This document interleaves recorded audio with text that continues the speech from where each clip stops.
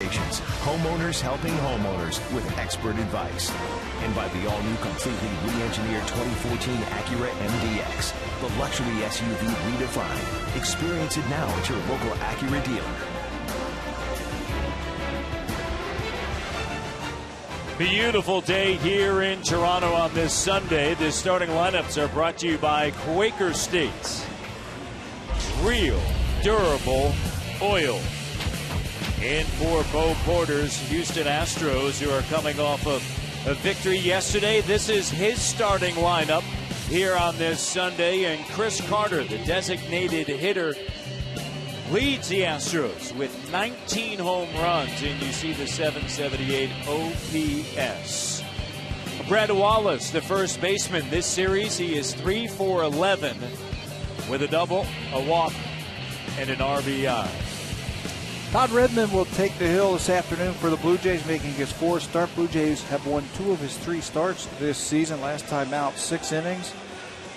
Tied a career high with 6 strikeouts. This will be his first appearance versus the Houston Astros.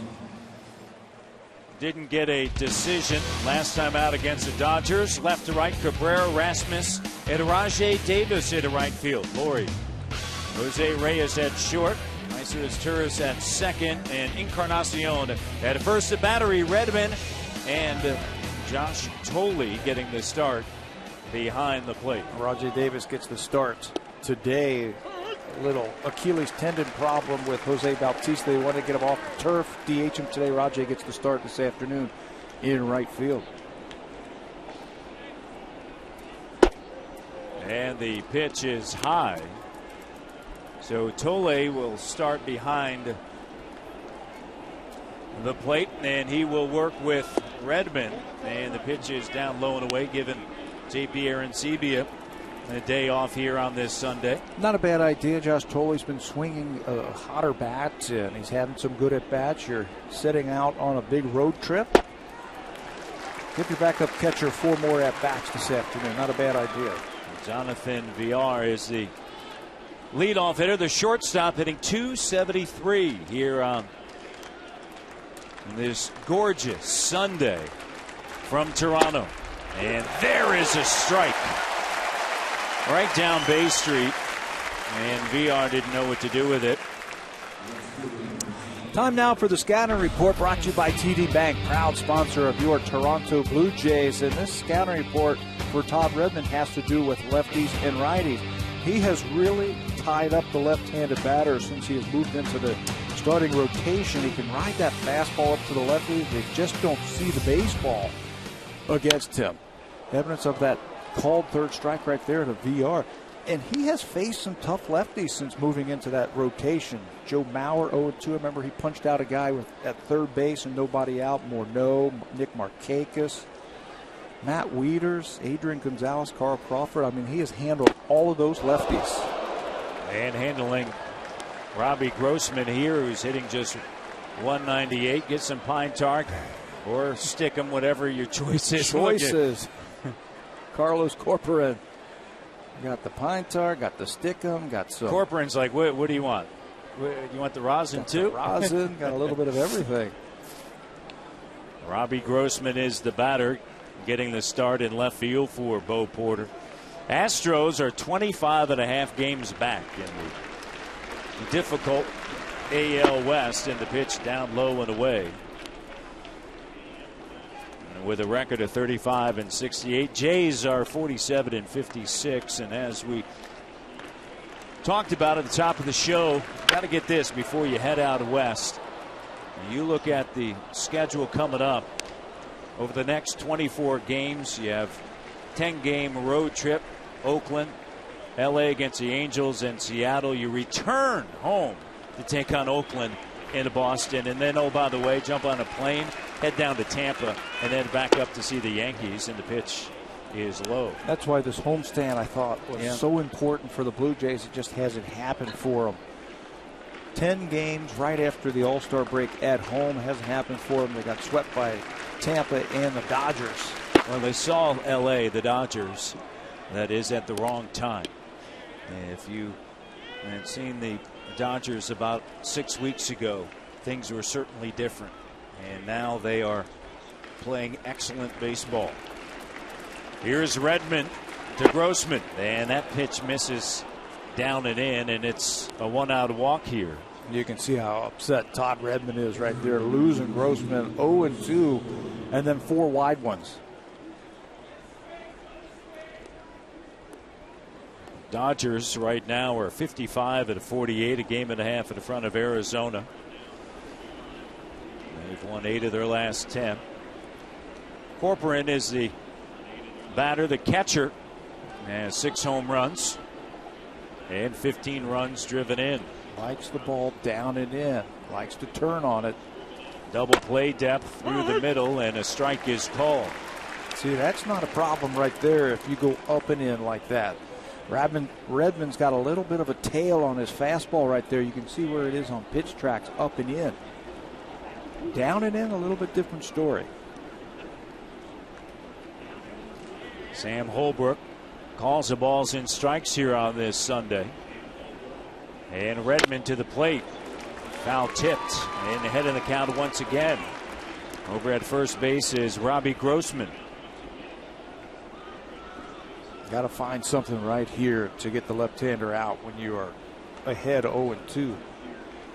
How about a nicely placed sinking fastball on the outside part of the plate? That would certainly work. Don't go off-speed pitch just yet. This one hit in the air to right field. Rajay Davis about 4 steps in underneath it, dealing with the high sky, and there are 2 down here. How about just escape the top half of the first inning with no runs coming across? Rajay did a good job of getting on the side of that baseball. Right field here, day games this month is tough. You really got to get on the side of that baseball to take the sun out of the backdrop. It is a sun-filled day, and you see the sun barreling down into the eyesight of the outfielders as well as the infielders on anything hit high in the air. And there is a strike to the batter, Chris Carter. Carter hit a 3-run home run off of Josh Johnson in the top of the first inning. And the Astros scored 4 in the top of the first. Unfortunate start for Josh Johnson. And I'm not talking about just start overall, just starting off in the top half of the first inning, not able to get out of it. Yeah, tough start for him. You mentioned the 19 home runs for Chris Carter. 12 of them now have been hit on the road. And Minute Maid Park in Houston's a great hitter's ballpark. Runner going. Pitches a ball, the throw down. Sails into center field off of the glove of his Turris, and now hustling down to third base is Robbie Grossman. Stolen base E2. Not a bad idea. Grossman 2 for 6 in stolen bases. You got 2 strikes on the hitter. Let's go ahead and send him. If he makes it, you got a guy in scoring position for your number 4 hitter. If he gets thrown out, your number 4 hitter starts next inning with a clean count. Works even better for the Astros as the error sends him to third. Pitch down and away, and Carter doesn't go after it.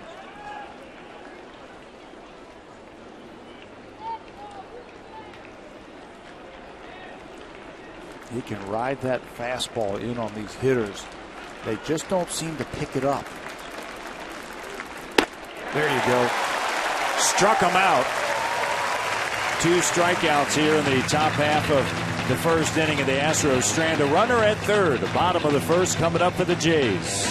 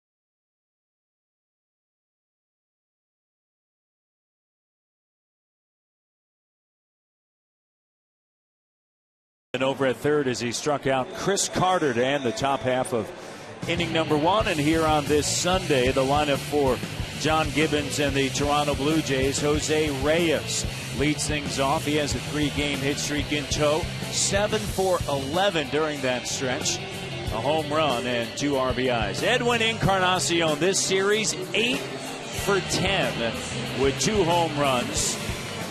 Both of those home runs in the 7th inning on Friday night and 7 RBIs. 7 big RBIs. Jared Cosart, just 23 years old, from League City, Texas, making his 3rd big league start. He's got a good arm, a foundation for the Houston Astros. He came over from the Philadelphia Phillies 2 years ago tomorrow in the Hunter Pence trade, and they've got a good young starter they can build their staff around. 23 years of age. Grew up a Houston Astros fan. League City, just outside of Houston, Texas. Jose Reyes hitting .336, 6 home runs.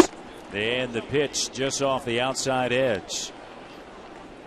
Good young starter with a very good fastball. Just his 3rd big league start. He was acquired July 29th of 2011 in that Hunter Pence deal, as you mentioned. He was the East Division starting pitcher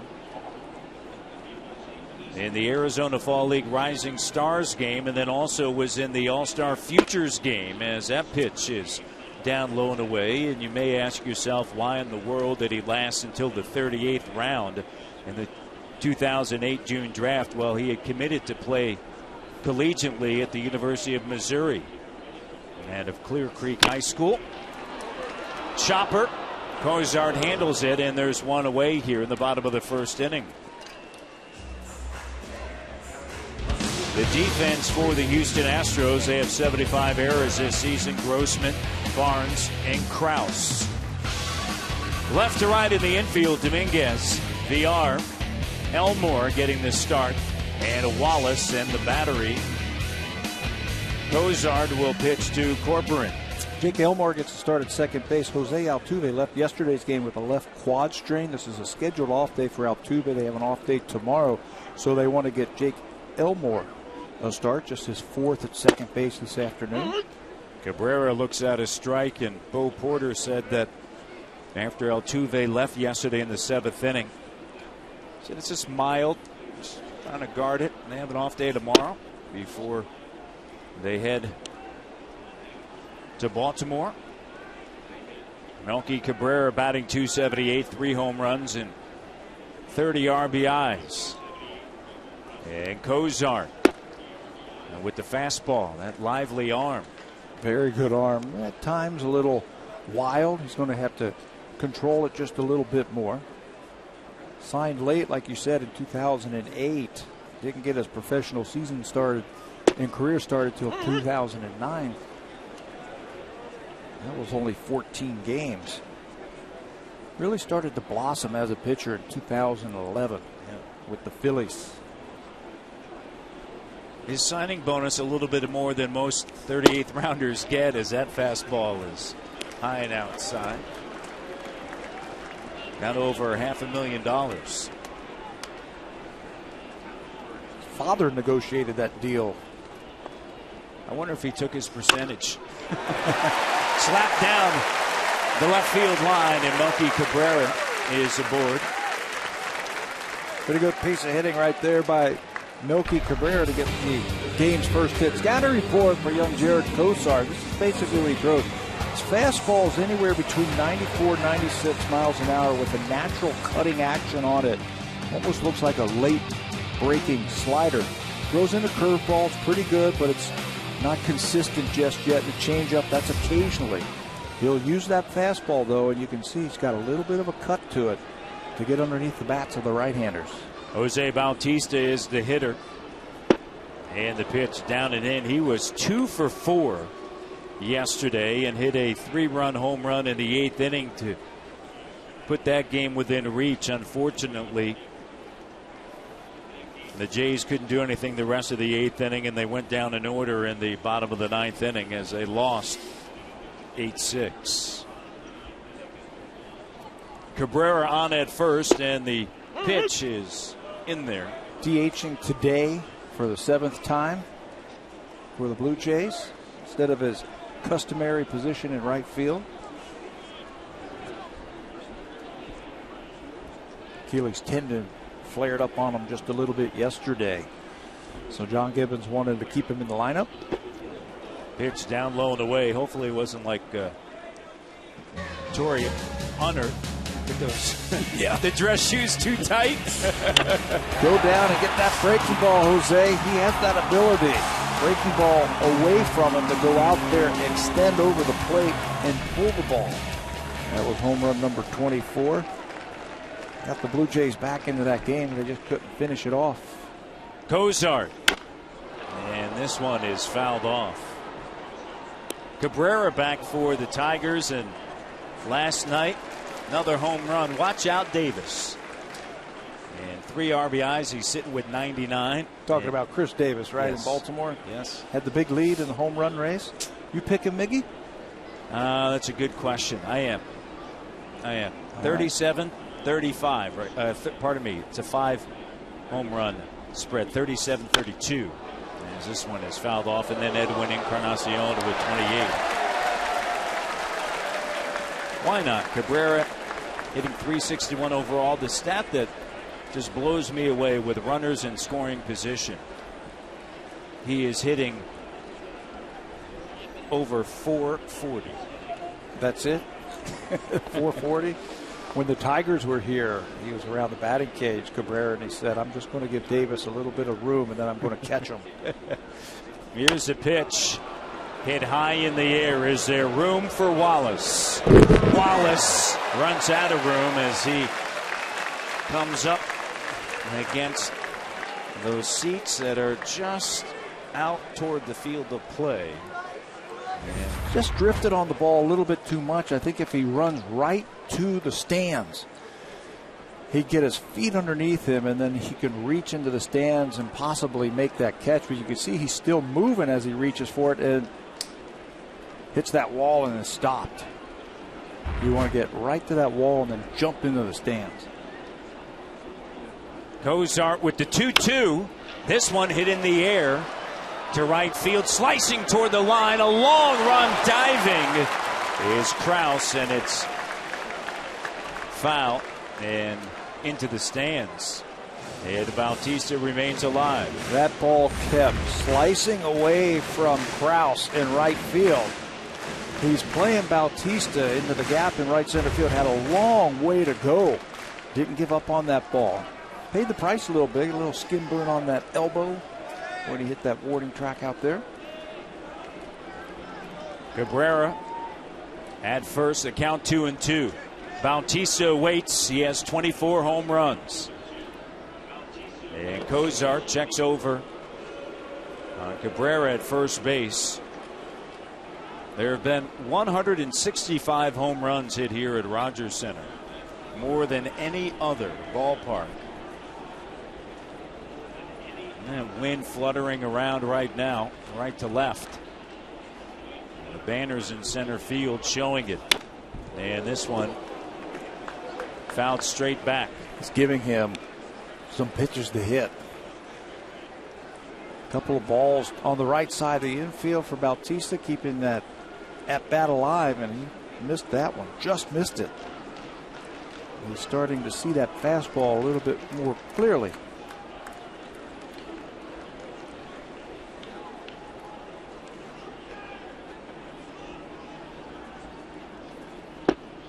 Breaking ball. 9-pitch at bat right now. Cozart in his 3rd big league start. Started at Tampa on July 12th. Worked 8 innings, 2 hits, no runs, 3 walks, 2 strikeouts through 96 pitches. The last time out was against Oakland. High in the air. This one in foul territory, playable, and Wallace is underneath it. And there are 2 down here in the bottom of inning number 1. And here comes Edwin Encarnacion. 8 for 10 here in this series. Hitting .277. 28 home runs. That's third best in the AL. And 81 runs driven in. That is third as well. And the pitch is a strike. Outstanding on base percentage. And you mentioned 7 straight hits now for Encarnacion. One of 7 players this season with 7 straight hits.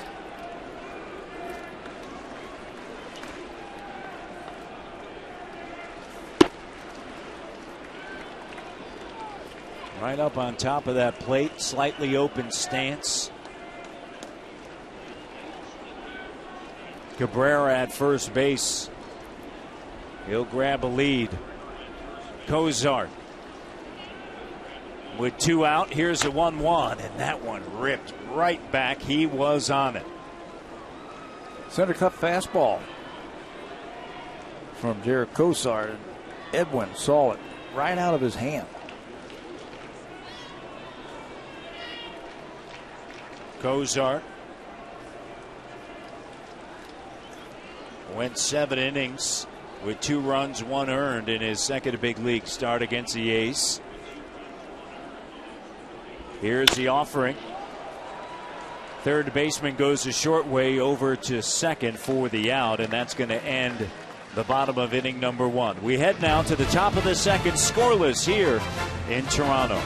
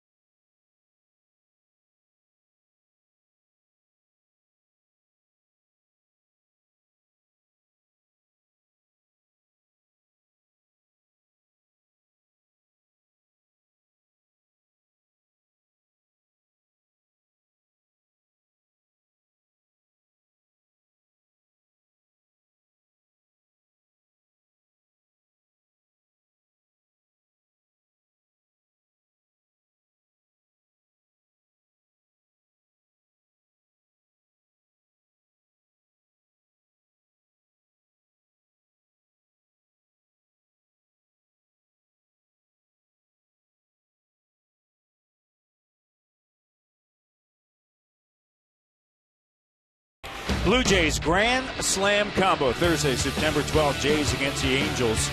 Ticket price includes a hot dog, nachos, popcorn, peanuts, apple, chips, and a soft drink. All this for only $39. Call 416-341-1234. Go to BlueJays.com. Stop by most Rogers Plus locations.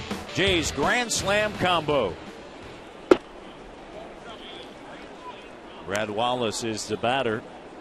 And the pitch is high and outside.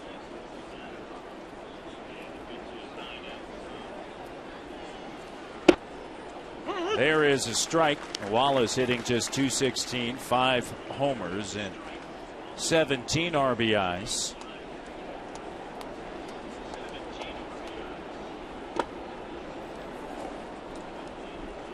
Six of the 9 batters that Bo Porter has in the starting lineup are hitting less than .250. So go at them. Yeah, use your fastball, use the breaking ball, throw strikes. Not a lot of power from this team. Todd Redmond is not allowed more than 3 runs in a start. His longest outing, as I mentioned at the top, 5 2/3. That was against the Dodgers, career best. But here's the biggest issue: is the pitch is fouled off. During this homestand, the starter's ERA 5.50. It has been a really an issue throughout the course of this season, except during that 11-game win streak when they had an ERA, the starters did, of less than 3. And they were going deep into the ball games, giving them the innings that they needed, the success they needed. There's another fastball that he blows right by a left-handed batter.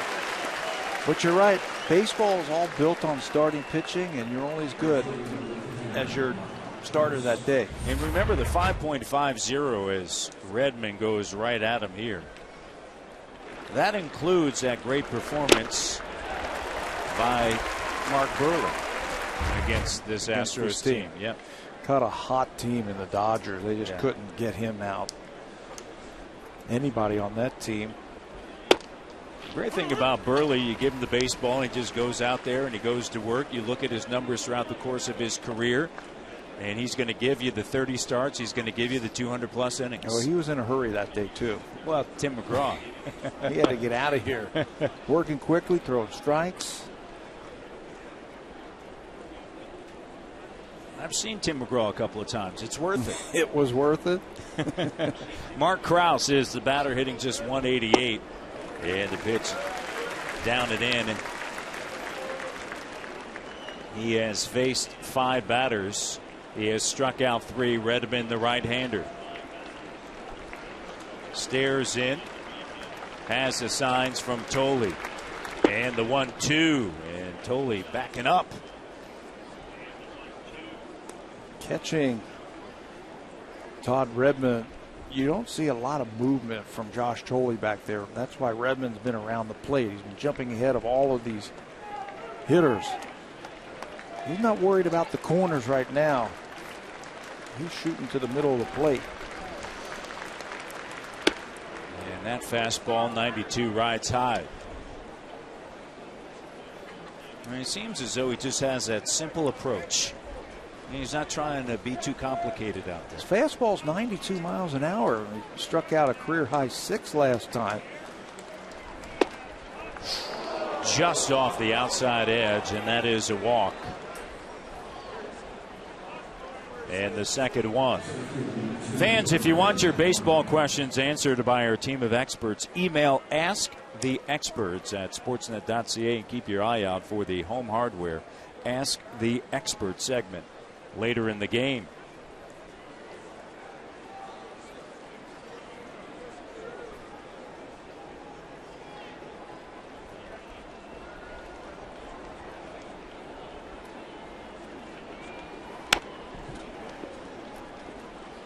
Brandon Barnes, a center fielder, hitting .242, 5 homers and 22 RBIs with 1 out and a runner over at first base into Mark Krause.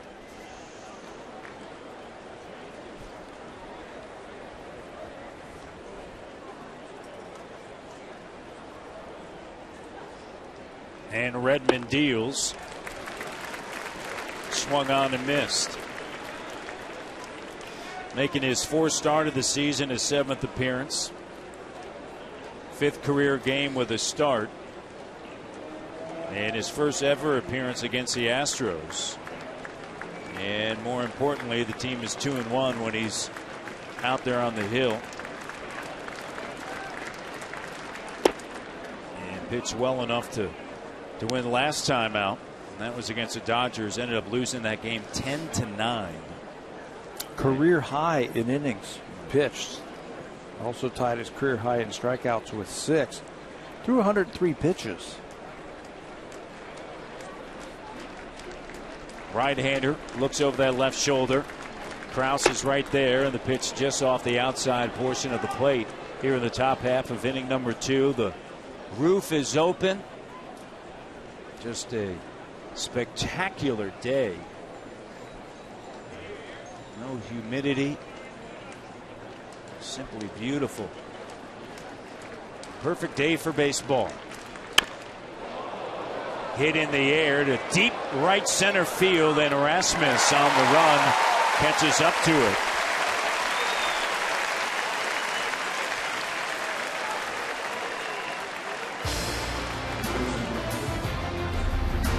Blue Jays on Sportsnet. Brought to you by the all-new, completely re-engineered 2014 Acura MDX. The luxury SUV redefined. Experience it now at your local Acura dealer.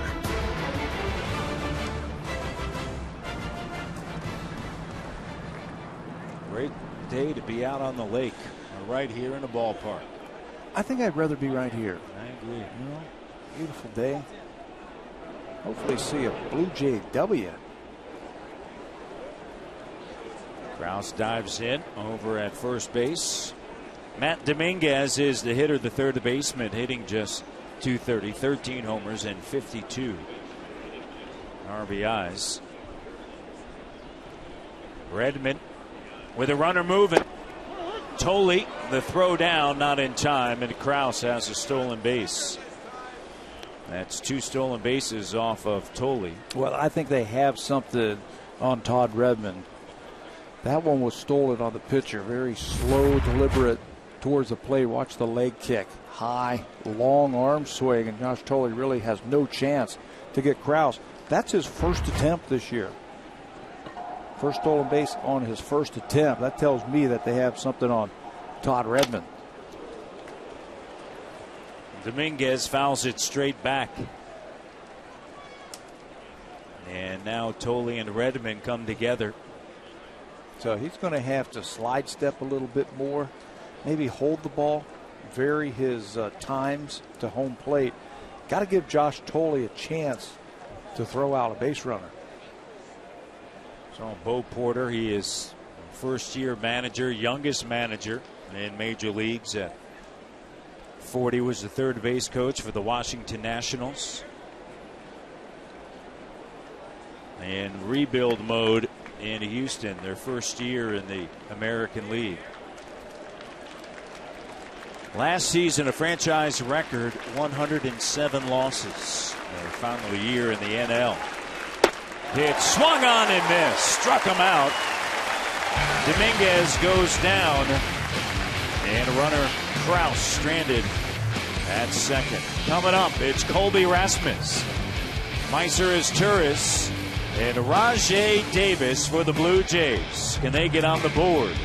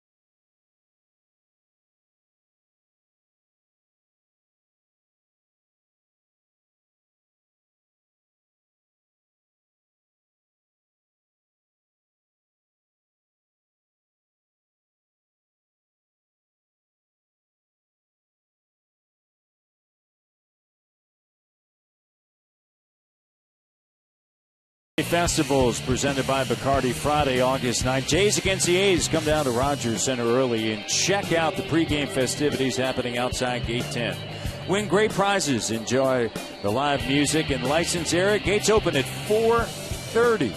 Call 416-341-1234. Go to BlueJays.com. And first pitch swinging.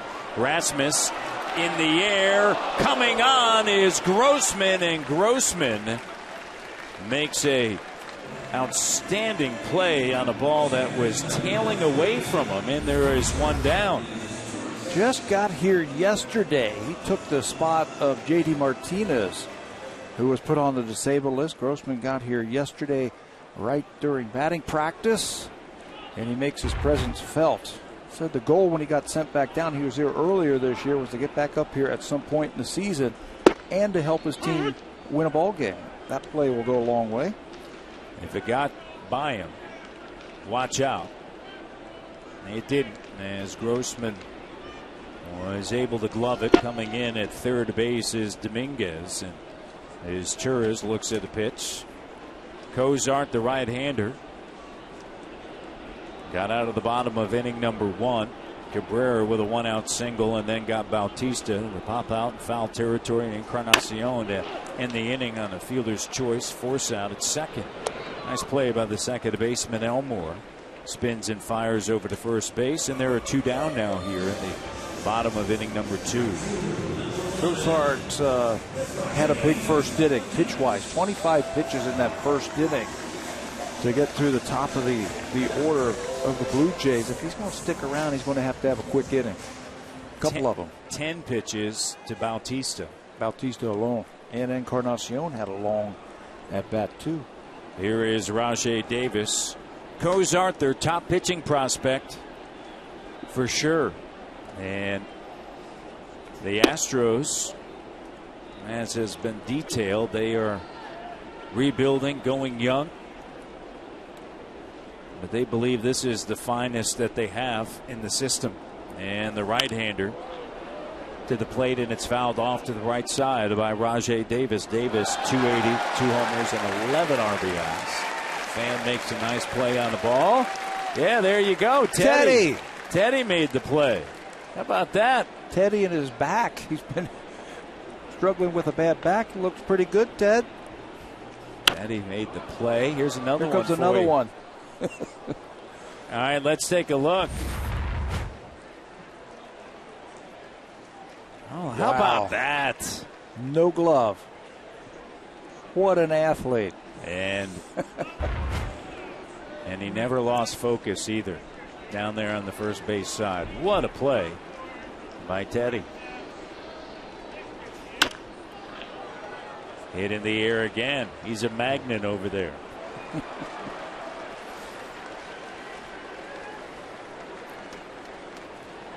Center fielder Barnes, couple of steps toward the gap at right center field here in the home half of the second.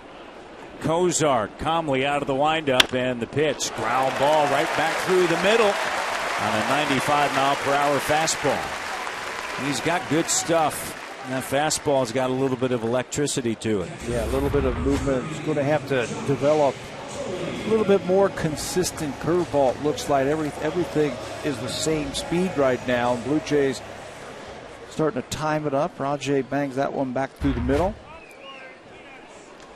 So Davis over at first base, and Josh Tolle is the hitter, catching for Aaron Sebia today.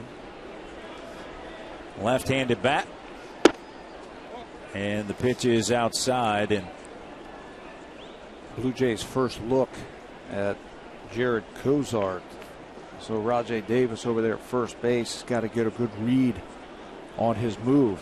They have a scouting report, what type of move he has. Davis with that lead with a foot on the AstroTurf, and so it's a big lead. Count 2-0. The youngster slows down when somebody gets over there at first base.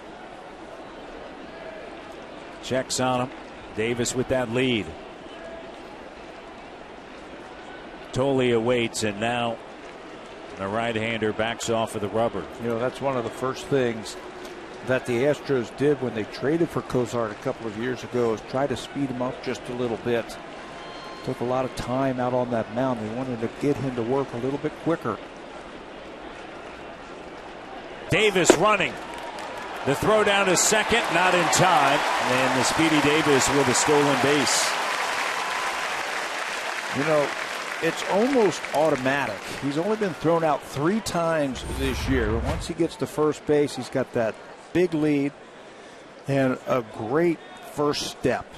That's the one thing I love about Rajai Davis, that explosiveness with that first step. Not a lot of catchers who can throw him out. His 28th of the season. He doesn't have the playing time that Jacoby Ellsbury has, but he's still second in the league in stolen bases behind Ellsbury. Runner in scoring position in the count 3-0. And the pitch down low and away, and runners now at first and second base.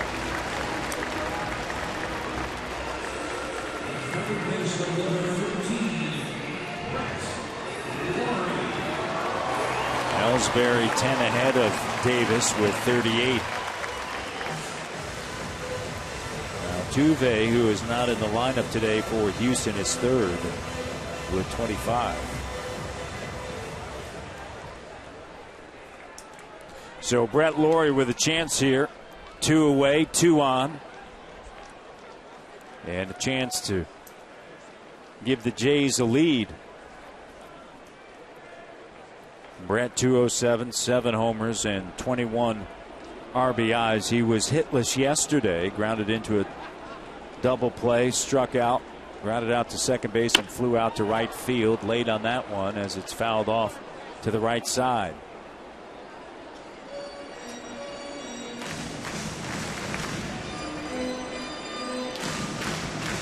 Cozart in communication now with VR.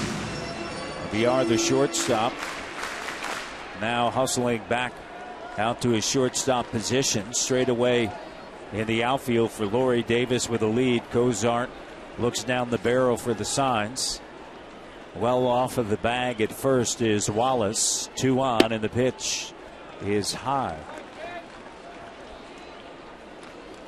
As we mentioned, slowing down when he gets runners on. And for Cozart, the pitch count now at 40 and 25 in that opening inning.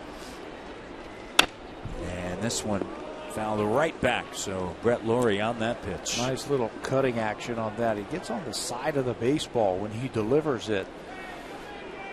And it's got that natural movement down and away from the right-handers. That was 96. Yeah. He can pour it in there. Yeah. I forgot to mention, he's also thrown 96, 97 with that movement. Yeah. Count 1-2.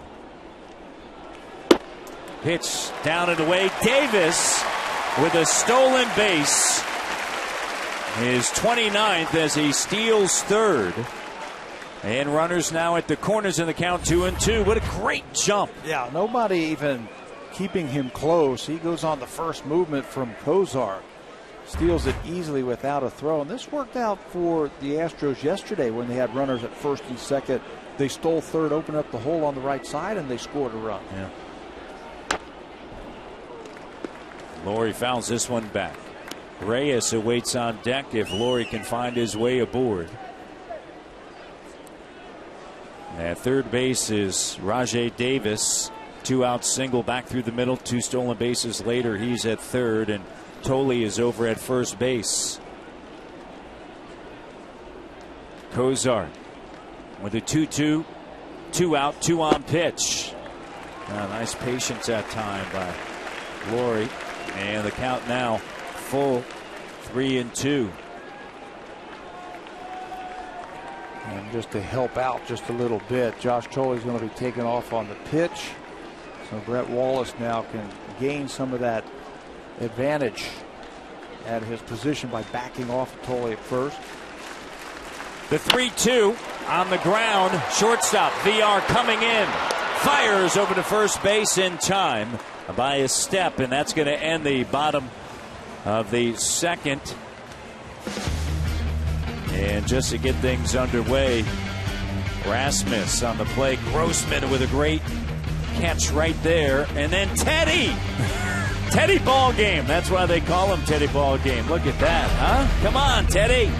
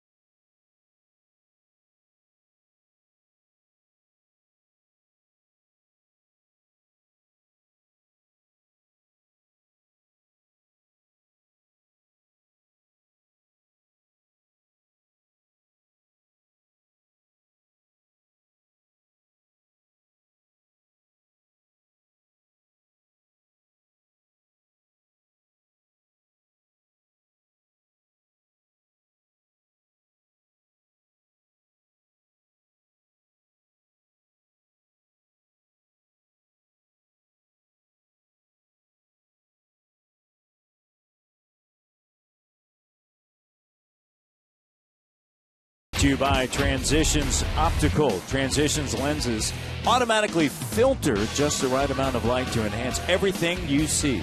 This afternoon, we are going to take a closer look at Todd Redmond, age 28. He was born in St. Petersburg, Florida. 39th round draft pick of the Pirates.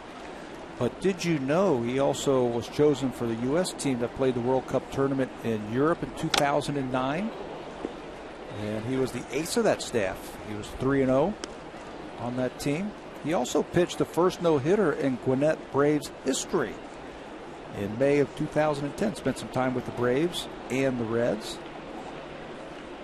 Blue Jays actually claimed him off waivers from the Baltimore Orioles. And here he is in the big leagues. 2008 was the Southern League Pitcher of the Year. And pitch down and away to Jake Elmore.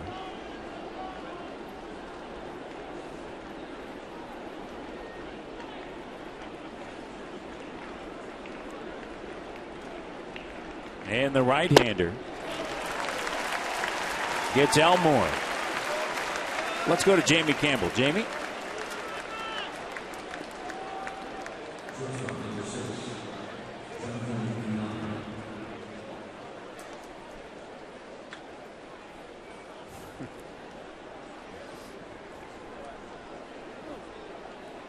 That is so Derek Jeter. First pitch, that was Matt Moore, wasn't it? The all-star throwing. The thing about Jeter, not a home run hitter, but number 3,000 was a home run off of David Price that day. I remember he's done some really cool things in baseball. Mr. November. Mr. November. What happens there with him? And do you start thinking about that wear and tear now at his age at that position? Be interesting to see. I think it's going to be a very intriguing offseason for the 54-50 New York Yankees. Well, I think what the Yankees do is Derek Jeter will tell you when he's ready. Absolutely. I don't think the Yankees or anybody else should tell him. I think he's got enough class as that ball's ripped into left field. Class and baseball smarts that he'll decide what he wants to do, and he'll tell them. VR is aboard with a single through the left side. And the question is, will the Yankees have that patience? He has done so many great things for them. I think they owe it to him to let him decide. So many times older stars get to the end of their careers and the team say, okay, thanks a lot, see you later. I think if Derek Jeter wants to play shortstop till he's 45, I think the Yankees should let him. They may let him. Robbie Grossman, he may want to. He walked, stole second, went to third on an error. Back in the top of the first inning, he was stranded there. And Grossman high in the air. Shallow center coming in, settling underneath it. There's Colby Rasmus. He'll put a glove to it.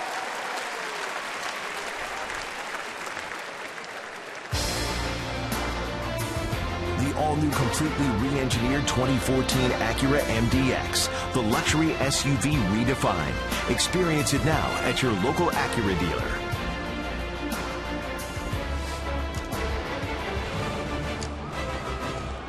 Gorgeous day in Toronto. Roof was closed yesterday. Rain around us here in Ontario. But today, simply beautiful. VR with the lead at first, and the pitch to Corcoran is a strike. Count 0-1. Carlos Corcoran. He flew out first time up to Davis at right field. Shortstop Reyes shaded toward the bag at second, and checking in on VR over at first base, and Laurie well off of the bag at third. Redmond stares in. Tolley now relaying the signs. And a little bit of game between the pitcher and VR. That's what he's got to do. He's got to step off. You've got to quick pitch him. He's got to hold the ball on him, throw over there a couple of different times. Not a bad time to try and steal right here. Here's a quick pitch. It really messed up the timing of VR at first base. He was ready to take another step when Redmond delivered that ball towards home. Redmond went to St. Petersburg Junior College in Florida. See that? Yep. Quick pitch him. Just wasn't ready, wasn't set. And the 28-year-old comes set. Runner going, pitch. Just outside, and Tolley didn't have a play. And a stolen base, and that is the third today for the Astros. So 2 away and a runner in scoring position.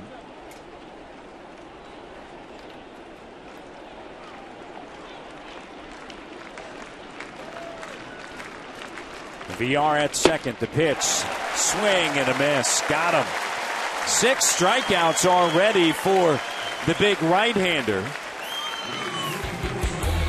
We go now to the home half of inning number 3.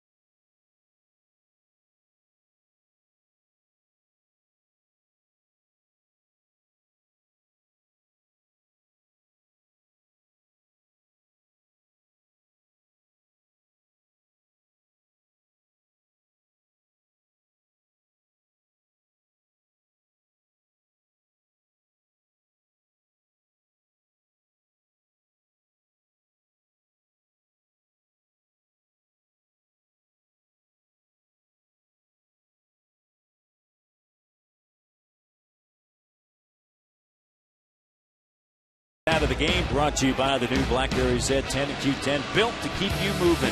What a homestand it has been for Jose Reyes after the All-Star break. 10 games here at the Rogers Center. He's hitting almost 380 with a 450 on-base percentage. One other thing that Jose Reyes has done, he's got 6 extra base hits. He's hit in 8 of the 9 games that the Blue Jays have played on this homestand, really setting the table for the rest of the lineup. Cabrera, Bautista, and Encarnacion, for them to have a big homestand. Jose Reyes getting things done. Reyes, can he get it going here in the bottom of inning number 3? And Cozart deals in the first pitch high and away. He is 0 for 1. Grounded out back to Cozart in the bottom of the first, and the pitch down.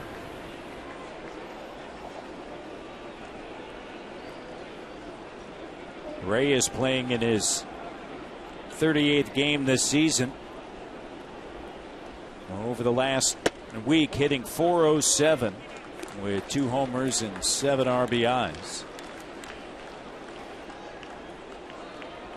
And 3 hits on Thursday, 3 on Friday. He was 1 for 4 yesterday as that pitch is low, and a leadoff walk. That'll work, Tabby. Those come back to hurt you right there. Leadoff walk to the number 1 hitter. Setting the stages for Cabrera, Bautista, Encarnacion. There's that on-base percentage we were just talking about.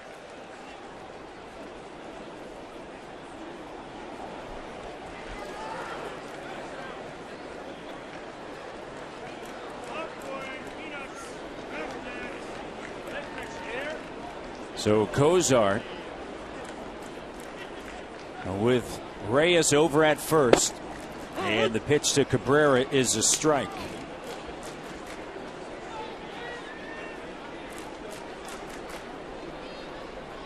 Cozart, just a great baseball player all the way around. As a high school senior, he hit .506. So he could play in the field. Pitch, hit, and runner over at first base on his way to second. That is Reyes, mishandled by Grossman, but Reyes is going to stay there at second as Cabrera singles through the left side. Second time that has hit that ball away from him to left field for a base hit. First time up, he hit it between the third baseman and the bag. This time between the shortstop and the third baseman. There's that leadoff walk.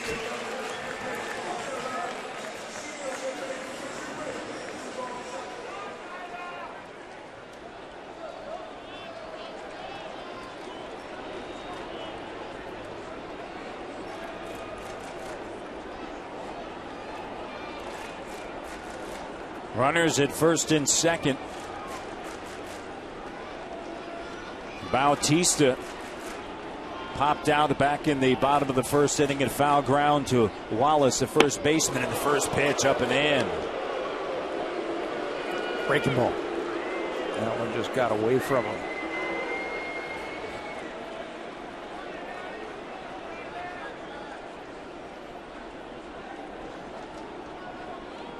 Reyes at second, Cabrera at first. Cozart checks out Reyes at second, in the pitch down low and away. Second time through the lineup now. Blue Jays have a little bit better idea of what Jared Cozart is featuring. Open for a birthday wish right there.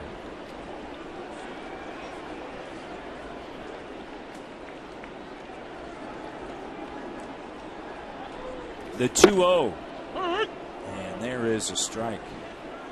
Boy, that was a good-looking pitch right there from Bautista. Thought it was him, but we have seen him crush that inside fastball before.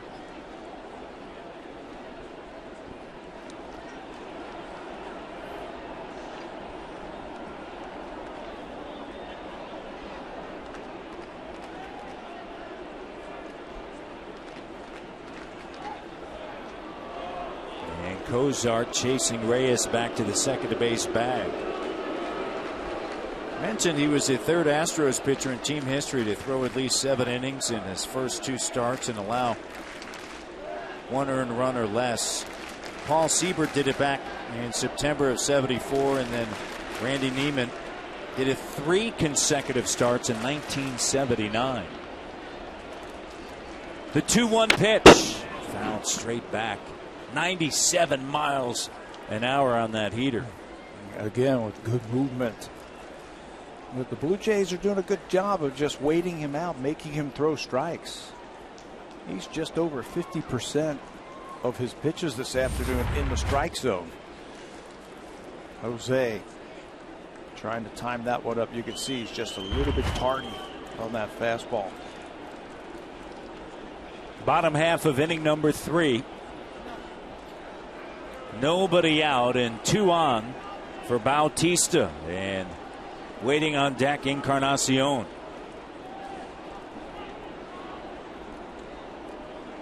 Here comes the 2-2. Swung on and hit in the air to right field. Kraus going back right at the edge of the warning track. He'll make the catch, and tagging up second to third is Reyes. Jose doesn't hit a lot of balls to right field. That time he just missed going deep to right. I think that's where our fan was. You said it's their birthday. Fastball up and away, and he belts it. Left the batter. Looked like it had a chance. Jose's thinking it has a chance too to right field. As you can see from here, just inside a little bit.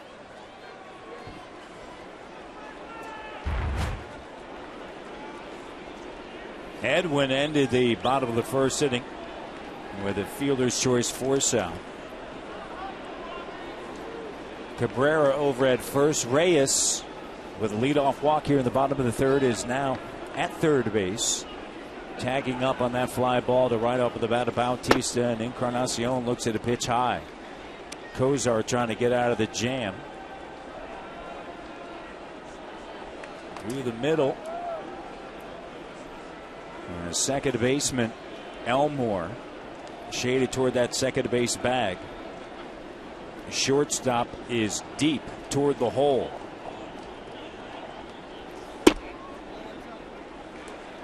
.96, and that pitch misses, and it's 2-0. Kozart, a season ago between AA and AAA in the Astros organization, 92 strikeouts in 114 2/3 innings. The 2-0 hit in the air to center field. A chance to tag up for Reyes, and he will as Barnes makes the catch, and a sac fly RBI number 82 for Edwin Encarnacion. Whatever you have to do to get the run in. Last time up, Edwin grounded to third base, so he made a adjustment. Said, I got to get the ball airborne, so he had a little bit more of an uppercut in his swing to get the ball into the outfield. He's plenty strong enough to muscle it out there. Got a good pitch to hit. That's how you drive in 100 runs right there, by altering your swing a little bit depending on the situation. The hot hitting Rasmus had a base hit taken away from him by the left fielder Grossman last time up, and the pitch is a strike. It's able to move him over, get him in. Bautista flies out to right field. Reyes moves to third. And then Encarnacion does his job, and the Jays are on the board first here on this Sunday.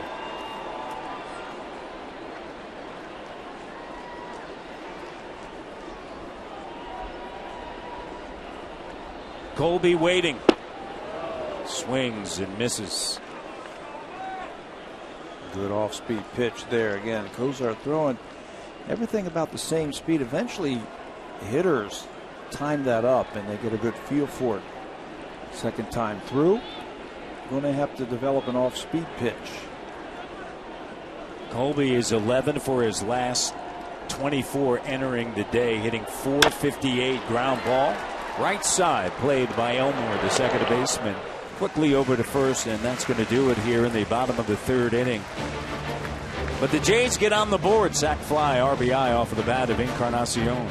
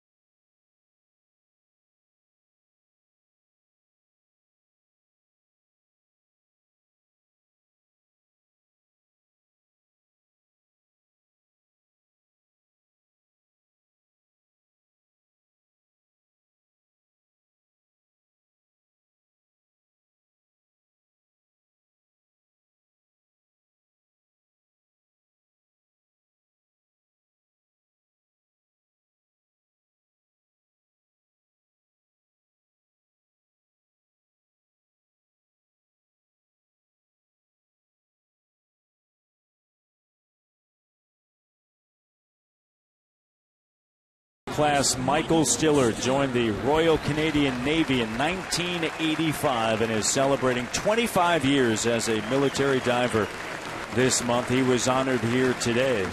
In 2009, he was appointed to the position of Regional Dive Coordinator and currently manages all Naval Reserve divers in Ontario. Our Sunday salute and thank you for your service, Michael Stiller, Petty Officer First Class. Jays right now with a 1-run lead, and Redmond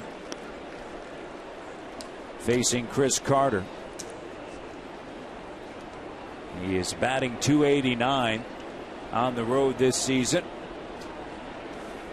And the pitch down low and away, 223 overall. Something about being back home, just not registering for Chris Carter. Better numbers out on the road. And the DH, first ever DH and full-time DH in Astros history.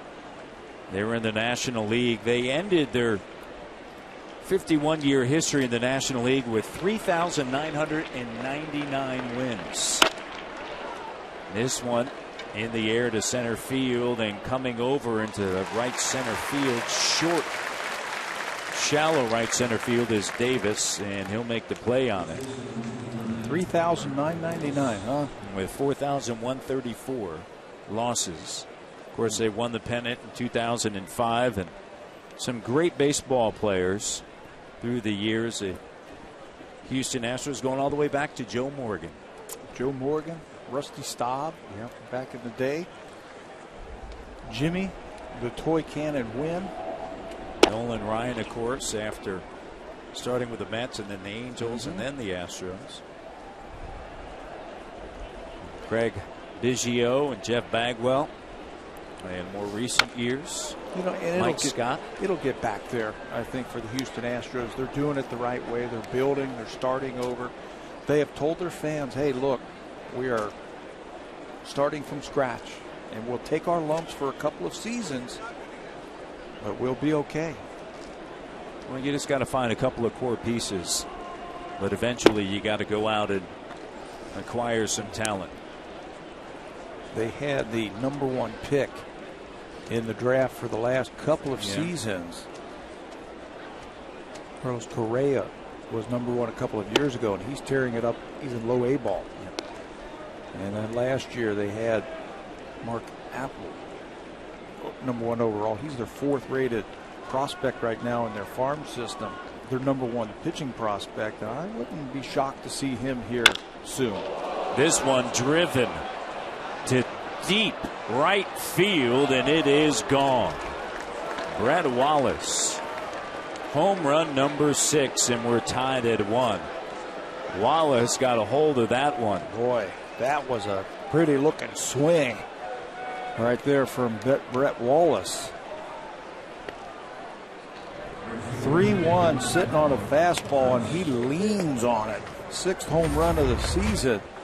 Watch him backleg this one and lift it out of here.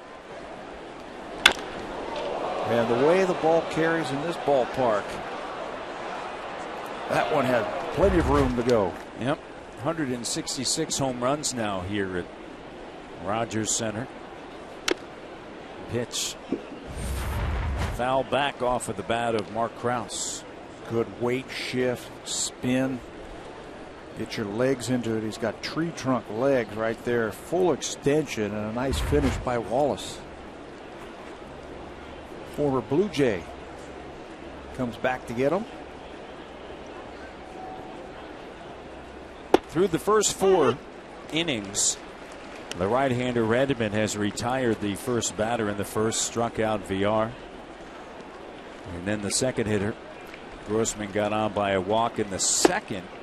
He struck out Wallace, and then Krause got on by a walk. In the third, he struck out Elmore to begin the inning, and then it was VR who got aboard. This one into right field, and Davis over to cut it off, and Krause is thinking about 2. He holds up there with a 1-out single. And then here in the 4th inning, Carter flies out to right, and then Wallace with a home run. And a base hit into right field. What's up with that second batter of the inning? Know. I was hoping you'd have the answer to that. No. I got a lot of answers, but not to that one. That's not one of them. Over the last 2 years, this Astros team, as Barnes is in the batter's box, has lost a combined 213 games. Jim Crane bought the team from Drayton McLean back in November of 2011, agreed to move the team to the American League, so each league has 15. And this year, and they may hit not only the century mark, but last year, as I mentioned before, the franchise record 107 losses. They may surpass that. There's some that think that this year, you know, could they possibly catch the Mets? Most losses since 1900, the Mets with 120. No way. No way. They won't lose 120? No. They got a couple of pieces now. Altuve's a pretty good player. I think that shortstop's a nice looking player. And I like what Bo Porter said after the game the other day about his bullpen. Hey, there's jobs to be won out here. Yeah, if you don't get the job done, we'll go find somebody else. I think you got to put that out there to guys. Produce or we'll find somebody else. Barnes, and the pitch is low. You know, for some of these players in Houston, you know, they've been given opportunities, obviously because of the state of the franchise, but some of them are going to grab a hold of it, take it, and make something of it. And there's going to be others that show up to the ballpark and say, hey, I got here, this is all good. And then the next thing you know, somebody's right there, and they're out of Dodge. Right? And they've got some players that are coming. A center fielder by the name of Springer just got promoted to AAA. He was in the AA All-Star game, hit a couple of home runs. He's right on the cusp of getting to the big leagues. I mentioned the Correa kid, who a lot of people say they remind him of a young Alex Rodriguez.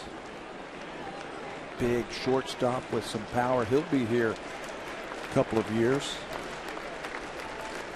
and 3 or 4 pitching prospects out of their top 10 prospects. So you want to keep a job, you got to produce.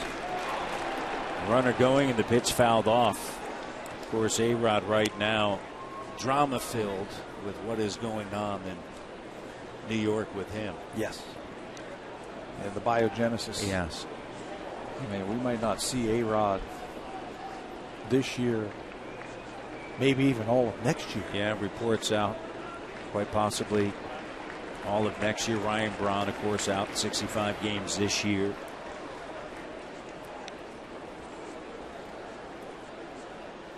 Three and 2. And with the one away.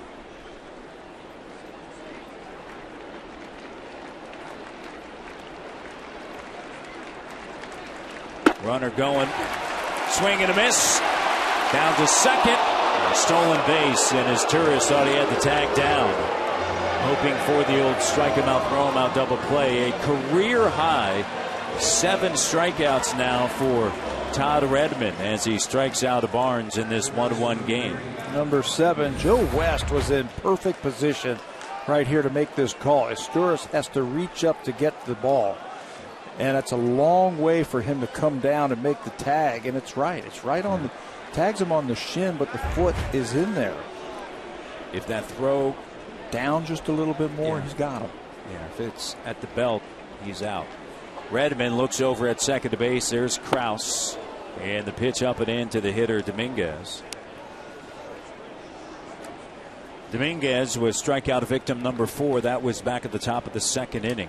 We are now tied here in the 4th. Jays went ahead in the 3rd with a sac fly RBI off of the bat of Encarnacion. The pitch swung on, fouled right back here.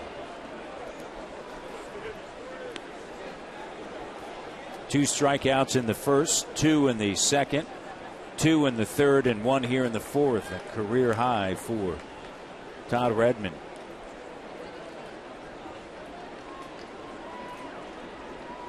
Outfield straight away, Dominguez. He awaits. Redmond checks on the runner at second. The pitch foul tipped right into the glove. Lots of strikeouts are what you're going to get from the Houston Astros. 4 stolen bases today for the Astros, trying to put a little bit of pressure on Tolle and Redmond. Well, they've scouted the Blue Jays, and they have seen something in this combination. I think it has more to do with Todd Redmond, the pitcher, in his delivery to home plate. Swing and a miss. Struck him out. Tolley picks it up, fires over to first base. That'll do it. Dominguez strikes out. 8 strikeouts for the right-hander. Todd Redmond, a career high. His Torres coming up. Davis and Tolley tied at 1 as we go to the bottom of the 4th.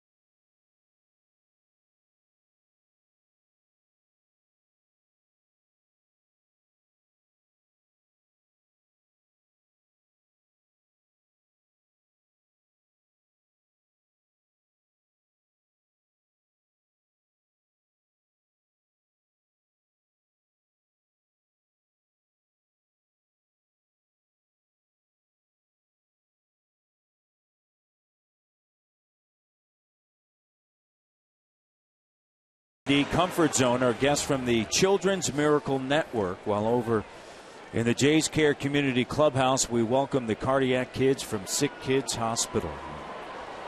Hope they're enjoying this day and thinking about them for sure. Cozart with a pitch down and the count 1-0. His Torres is the batter. He is 0 for 1. Third baseman creeping in, and the pitch is in there for a strike, and the count now evens in this 1-1 game. This Astros team, a win would give Houston their first non-losing series since a 2-game split with St. Louis back on June 25th, 26th. They have lost overall 19 of 24. So the Jays need to take advantage of all that. Unfortunately, yesterday slipped away from them.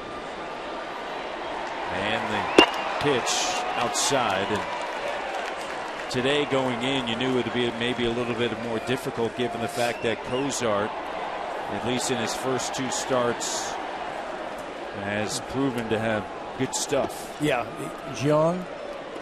He's got a good arm. They'll let him go up to 115, 120 pitches, and he throws hard. Those types of pitchers give the Blue Jays a lot of problems. But he's throwing a lot of pitches, a lot of them early, and he might not be around too much longer. Here's Torres, a leadoff walk. That is his 3rd. Sportsnet World is a place for today's final action from the CONCACAF Gold Cup. It's the U.S. in Panama, 4 p.m. Eastern, 1 p.m. Pacific, the final of the CONCACAF Gold Cup on Sportsnet World.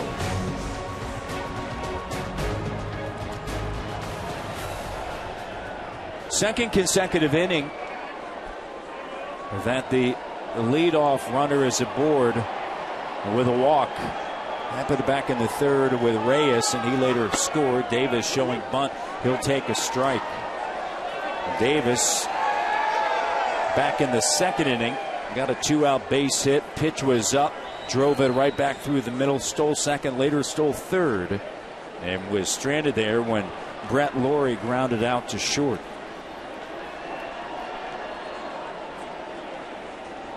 Here's Torres with the lead at first. Ground ball. Wallace goes to 2nd. And he gets a lead runner. Rajay taking a shot to try and hit the ball through that hole on the right side. Got that cutter off the end of the bat. No harm, no foul because he runs so well. I'm sure we'll see him trying to steal second base. You can see him take a shot. The hands go before the barrel. The bat lags just a little bit. You take a shot to right field, try and play first and third.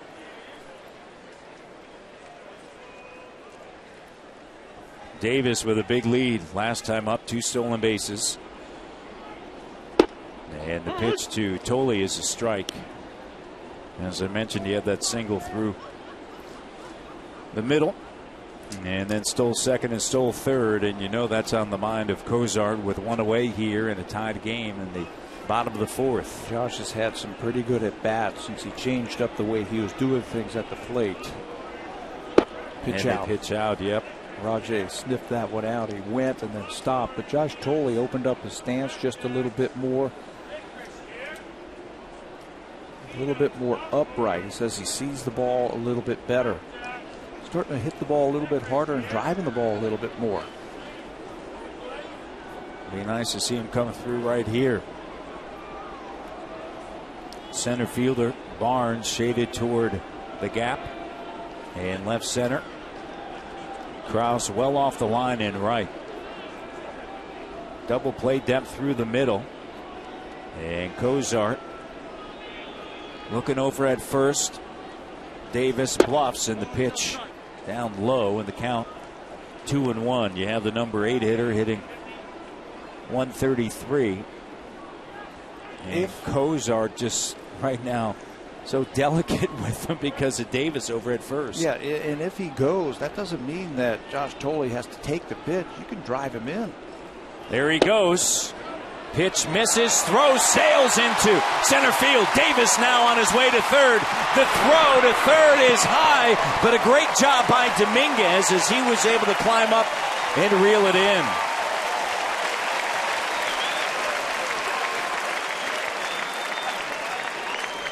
That's what you get with Rajay Davis. You get everybody throwing the ball all over the place. The infielders and outfielders moving. Watch everybody move on this play. The catcher and shortstop involved. Now the ball heads out into center field, so he's got to go run it down. Picks up the ball out into center field, and here he goes. And that one was close to ending up in the stand. Dominguez has to give up third base just to keep the ball in play. There is just so much debate, as you well know. The infield comes in here. 30th stolen base of the season for Davis. He's over at third. Tolle is the batter. So much debate about stolen bases and the significance of them. It still puts pressure on the defense. And the pitch right back to Cozart. The play at the plate. Got him. So close at home. Off the end of the bat, Cozart able to handle the dribbler out in front of the mound and shovels it to the catcher. Blue Jays gamble it. They're going to do contact play. That's any ball hit on the ground. With Rajay Davis's speed, he's going to try and steal a run. So close. And that is a two-hopper back to the mound, and his speed, he almost beats it. You can see him take off right back to the mound. The dribbler, he has to go around the catcher and try and swipe his hand on that plate. Just had to go a little bit too far. See how he has to try and duck around the catcher. Corcoran does a good job of putting that tag on Rajay clearly before he touches home plate. Blocking the plate. Excellent job by the catcher Corcoran of being right there. Anywhere else except back to the mound. Wallace lost it, but is able to pick it back up, and he comes away with the catch after battling the high sky. And the Jays, unfortunately, unable to get anything here in the bottom of the 4th inning. Now it's time for a Blue Jays Central update. Here's Jamie Campbell and Greg Zahn in the Blackberry Broadcast Studio. Jamie.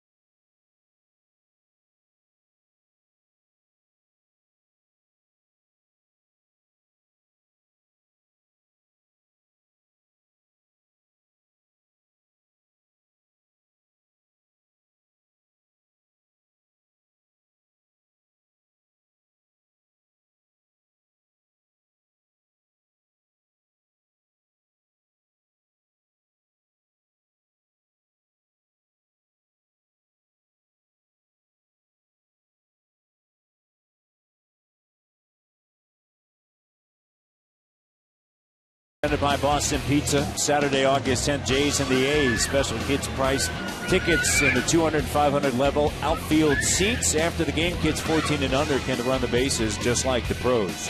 Call 416-341-1234. Go to BlueJays.com. Check out most of the Rogers Plus locations.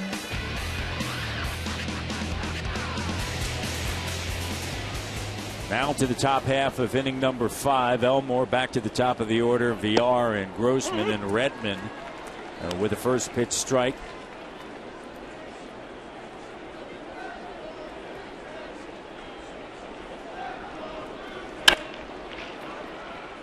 Backhanded by his Turris and one away. Just keep throwing up zeros. Matched up against a pretty good pitcher in Kozar, so you just have to just keep throwing up some zeros right now against this team.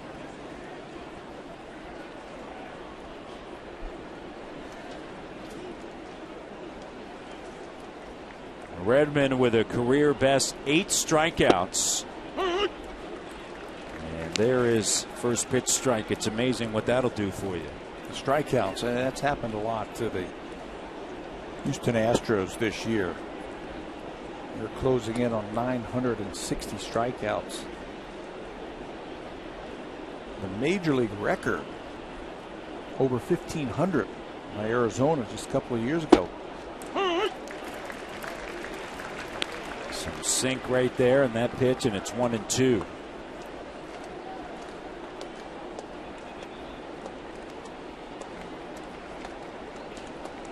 And the right-hander strikes out VR.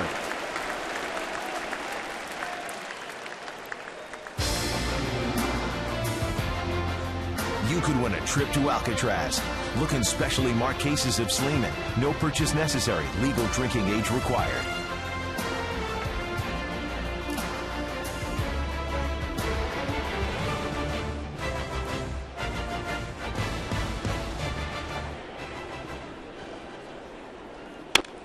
Two outs here in the 5th, and that pitch fouled off. 9 strikeouts. As the strikeout total continues to climb for the right-hander. Boy, he did a good job against VR. A couple of strikes down and away, and then elevated that fastball to get the strikeout. There's something about him, especially to the left-handers, where they don't see the ball, they don't pick it up. He's got a long arm swing and keeps the ball behind him a long time, and then all of a sudden fires that ball. Quick pitches it towards home, and the lefties just can't hit him. Scouting report had him at .095 versus left-handers. I'm going to talk to John Gibbons about it. He just said, you look at the numbers, and it's the oddest thing I think a lot of people have seen. And this one, will it find its way in? No. Cabrera on the run makes the catch. It's a 1-2-3 5th inning for the right-hander Todd Redmond out of St. Petersburg, Florida. We go now to the home half of inning number 5. Jose Reyes to lead things off, followed by Melky Cabrera, and then Jose Bautista.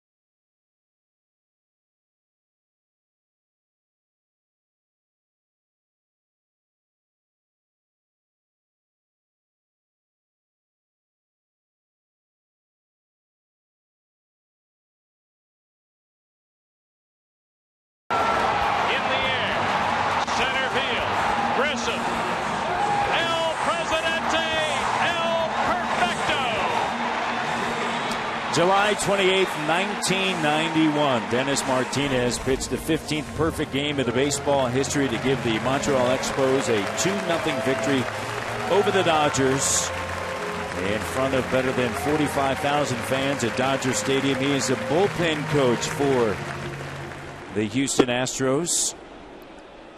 Totally dominating that afternoon against the Dodgers. You know, there were only 3 fair balls hit out of the infield that afternoon with him on the mound. What a spectacular look back, and the tip of the cap here on this Sunday to the Jays fans as he was acknowledged here. He was bullpen coach for the Astros, having spent the last 6 seasons in the St. Louis Cardinals organization. Matched up that day against Mike Morgan, who also had a no-hitter going. That was broken up in the 6th inning. Pitchers dealing. Best part about that whole day, took 2 hours and 14 minutes to play.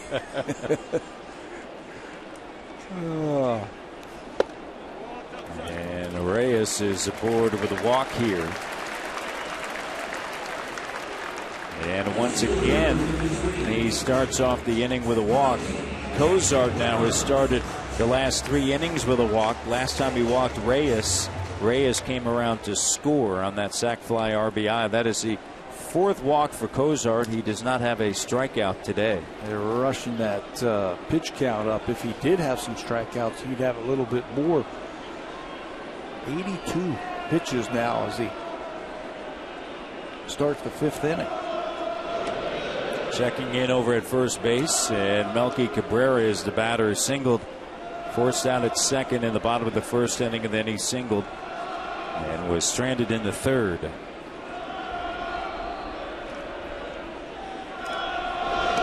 Checking in on Reyes once again. He is back safely.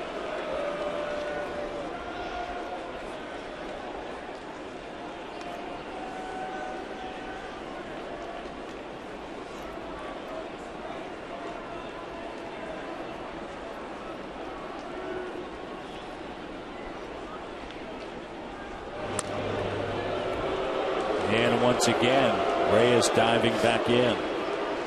Somebody should put that radar gun on those throws over to first base. Kid's throwing about 100 miles an hour over there trying to get Reyes.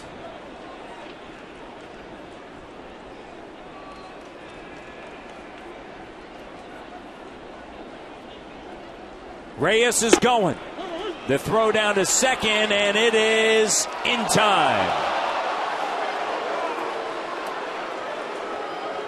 Corcoran throws out Reyes. Picked a good pitch to run on. Looked like a breaking ball, but didn't get a real good jump over there at first base.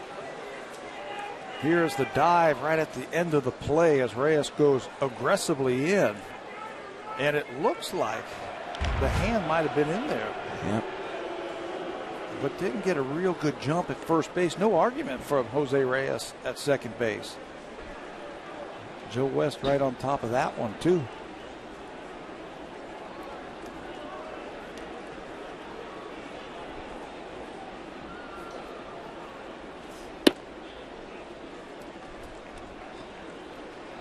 Knotted here at 1.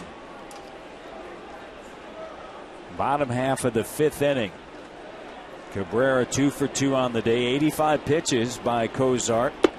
And there's a strike and his first strikeout. And Melky didn't like it. Let's send it over to Jamie Campbell for an update. Jamie.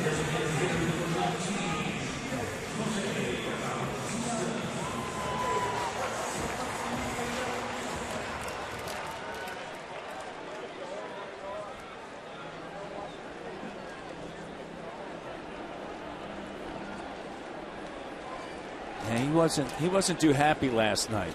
He was making a lot of contact, though. Well, not with the baseball. That's right. Bautista back in the 3rd inning.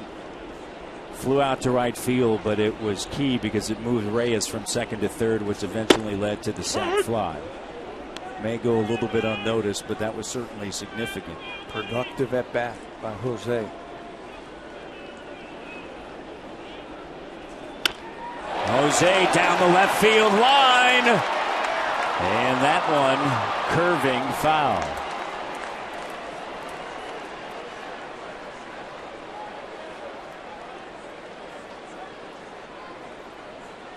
A threat to hit a home run, I think, every time he steps into the batter's box. Quick bat. Right on top of the plate, almost daring you to challenge him inside. Off the end of the bat.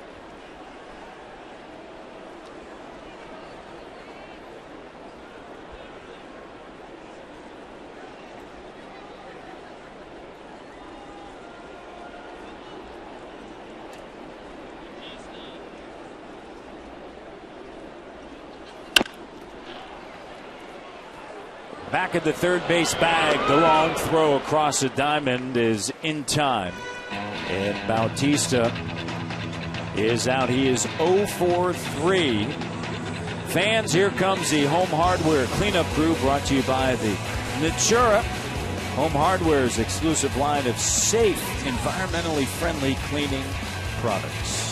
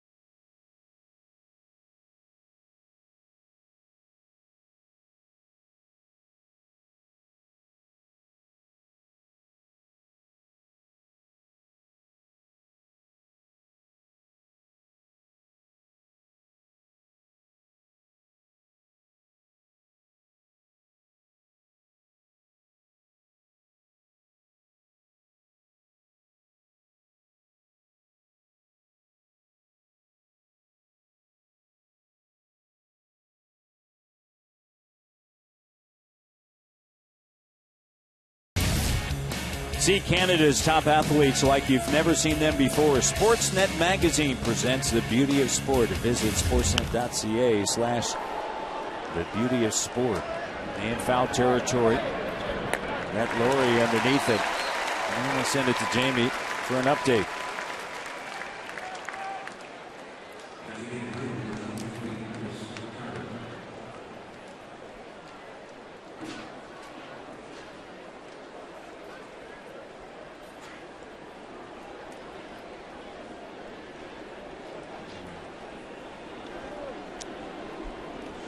Corcoran fouls out to begin the top half of the sixth. Here's Chris Carter. Carter went 9 games without a home run until he hit one yesterday.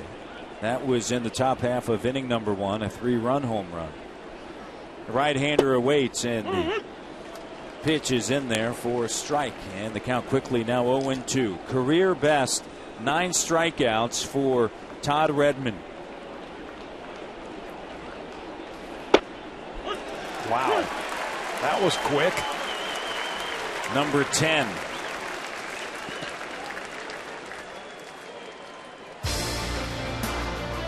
The all-new, completely re-engineered 2014 Acura MDX, the luxury SUV redefined.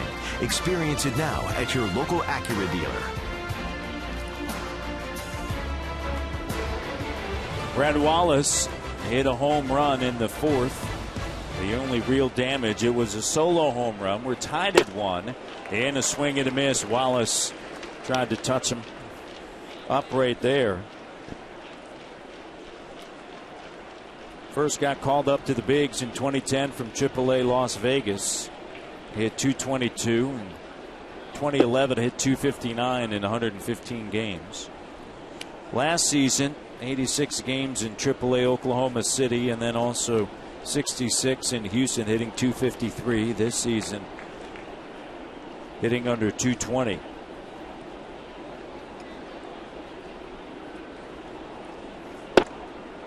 And that pitch just misses. Aaron Loop out there warming up in the bullpen for the Jays. Talked about in the starting pitching during this homestand. ERA at 5.50 for the starters, but Redmond has done a solid job now, 2 times out here during this homestand against the Dodgers. Allowed 3 runs in 5 2/3. Gave his team a chance there. Jays eventually lost. There's a strike. Against the Astros, who scored 8 runs yesterday. He has pitched really well. Astros scored most they've scored since July the 6th, so 3 hits and a single run. Wallace in the air to center field, and underneath it is Rasmus. Wallace was acquired for Anthony Ghost back July 29th of 2010. It's another 1-2-3 for Redmond.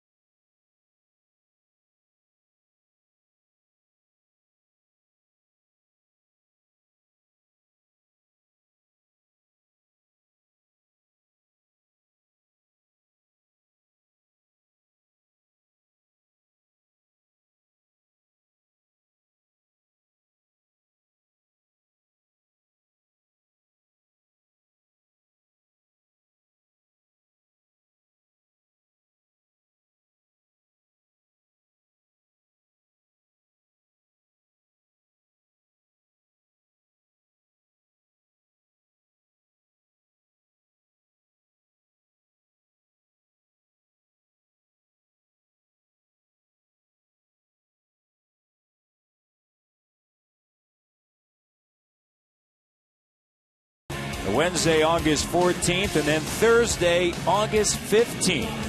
For tickets, call 416-341-1234. Go to BlueJays.com or head out to most of the Rogers Plus locations.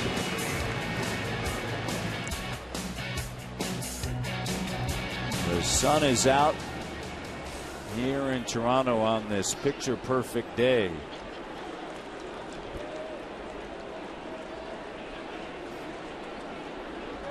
Encarnacion looks at a Cozart strike. Hall of Fame weekend.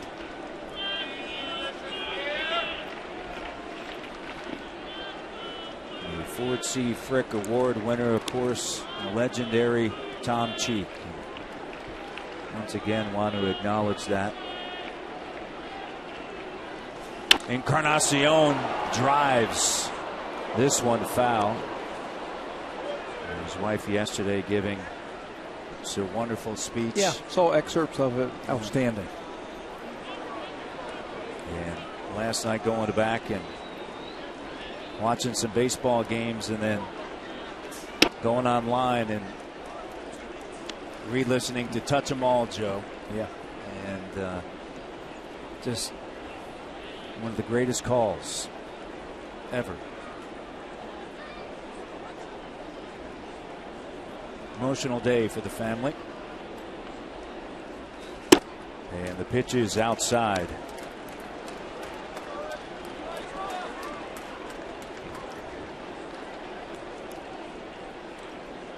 Three balls, 2 strikes, nobody out.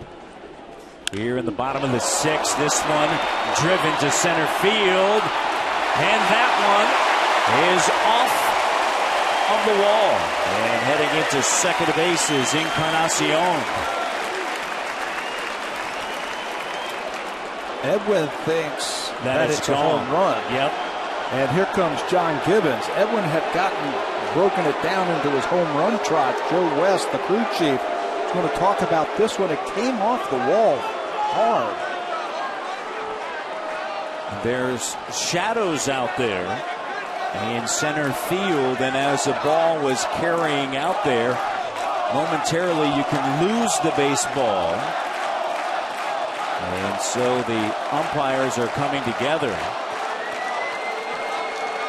And they will head in to have a look.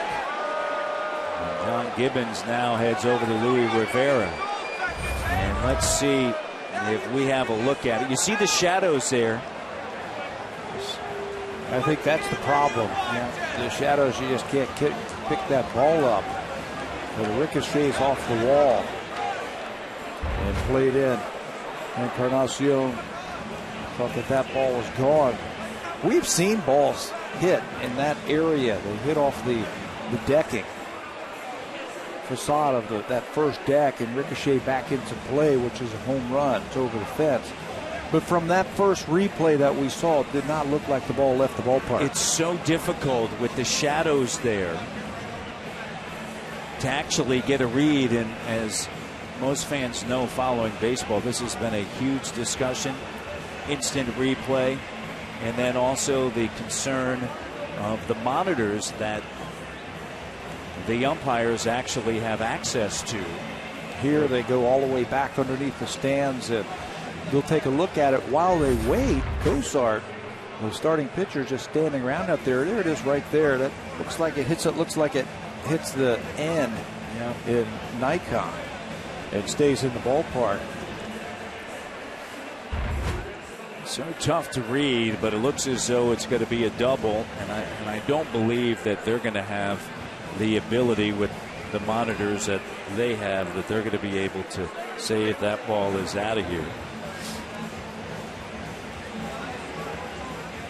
Well, now he'll start to throw, which is a good idea. They'll take a few looks at those. Again, it's back underneath the stand, so they've got a little bit of a walk to get back in there. Take a look at it from their angles. Probably be a double for Encarnacion, but Cosart getting loose. Players are looking at the television cameras down for the Houston Astros to see if they could see a replay. I don't know if there's a better view than the one that we just had. And Edwin right now back at second base. This is something where there's been so much discussion about what direction do they want to go, the amount of time that it takes. In the NHL, you have Broadcast Central, and they just call Toronto and say, is it a goal or is it not a goal? And they have all of that. There you go. That so tough to tell. Originally it looked like it bounced back a little bit further, but on that replay, if the ball hits the wall out there with the padding, it's not going to ricochet that far back. Barnes, the center fielder, caught it in the shade. So that's not that far from the wall out there in right center field. If it hits the facade, that ball's going to ricochet back. He'll probably catch the ball in the sunlight. Let's take one last look to see if we could tell. Yeah, you could see it hit in front of the end there. The black part of that Nikon, you could see the ball pass in front of it clearly in play right there.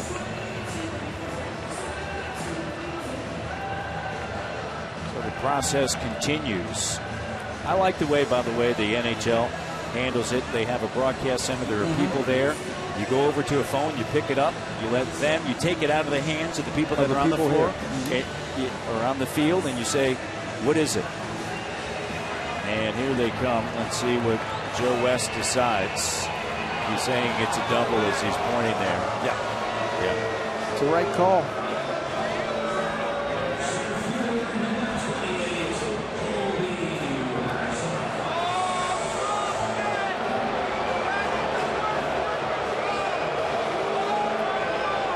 was talk that it could cost too much money to have, a broadcast center like that with a baseball and that many people manning all the games that are going on. And it's something certainly during the offseason there will be continued discussions with Joe Torre leading the way. So a double, and here comes Colby Rasmus. Nobody's been hotter, and he hits this one in the air to left field, and Grossman's right there. Oh, look at him move now! Oh, boy! He is hitless today. Getting behind it and underneath it. Kozar here in the 6th inning. Back of the mound now. Looks in. Is Turris grounded out to the second baseman Elmore in the 2nd, and then walked in the 4th. Pitch number 99 is a 95-mile-per-hour fastball high. Let's see when he hits that 100 mark what Bo Porter decides to do. Remember that bullpen. They just have not been that effective at all this year. And the pitch is high. The bullpen, they've blown 15 saves. They've given up 64 home runs, 22 more than any other team. Now, Jose Varish yesterday did work 1 2/3 innings.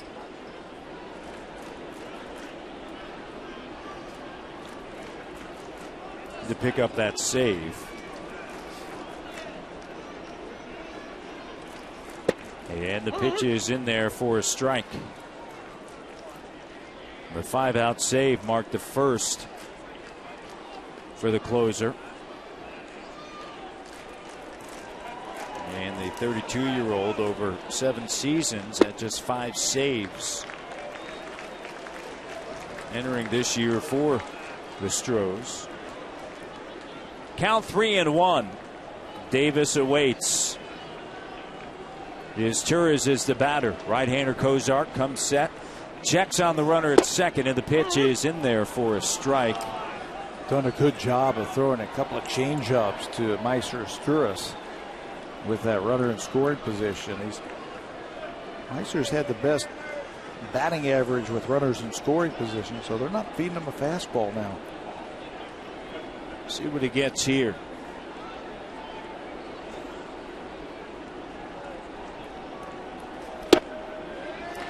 Ball 4. Runners at first and second for Rajai Davis. That is a 5th walk for the right-hander Kozar. Now the shortstop, as well as the catcher coming out to the mound. We have seen this in this series where they really use their players to take some time, buy some time if they're thinking about making a pitching change. There's a right-hander and a left-hander warming up for the Houston Astros.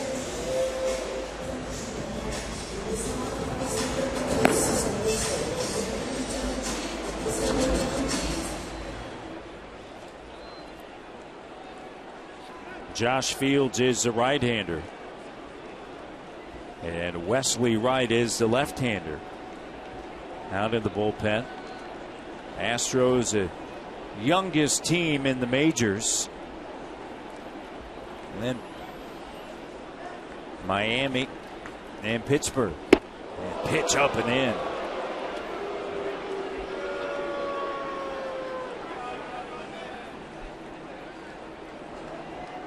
Two on here in the home half of the 6th.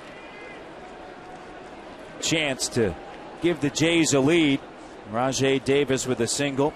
Back in the 2nd. Fielder's choice in the 4th. He was out of the plate in a nice play by the pitcher Kozar. Now the comebacker off of the bat of Tolley.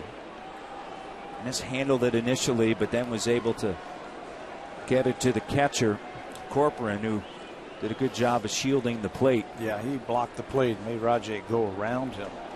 Now he's looking for the base hit.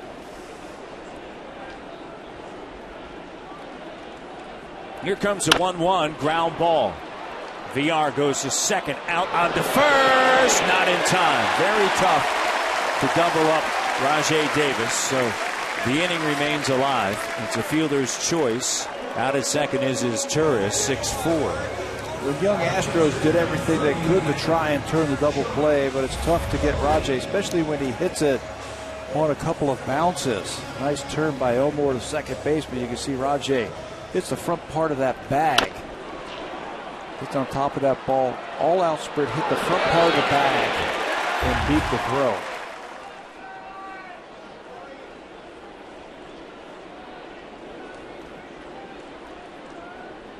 Tolley with another opportunity. He walked in the second. Fielder's choice in the fourth.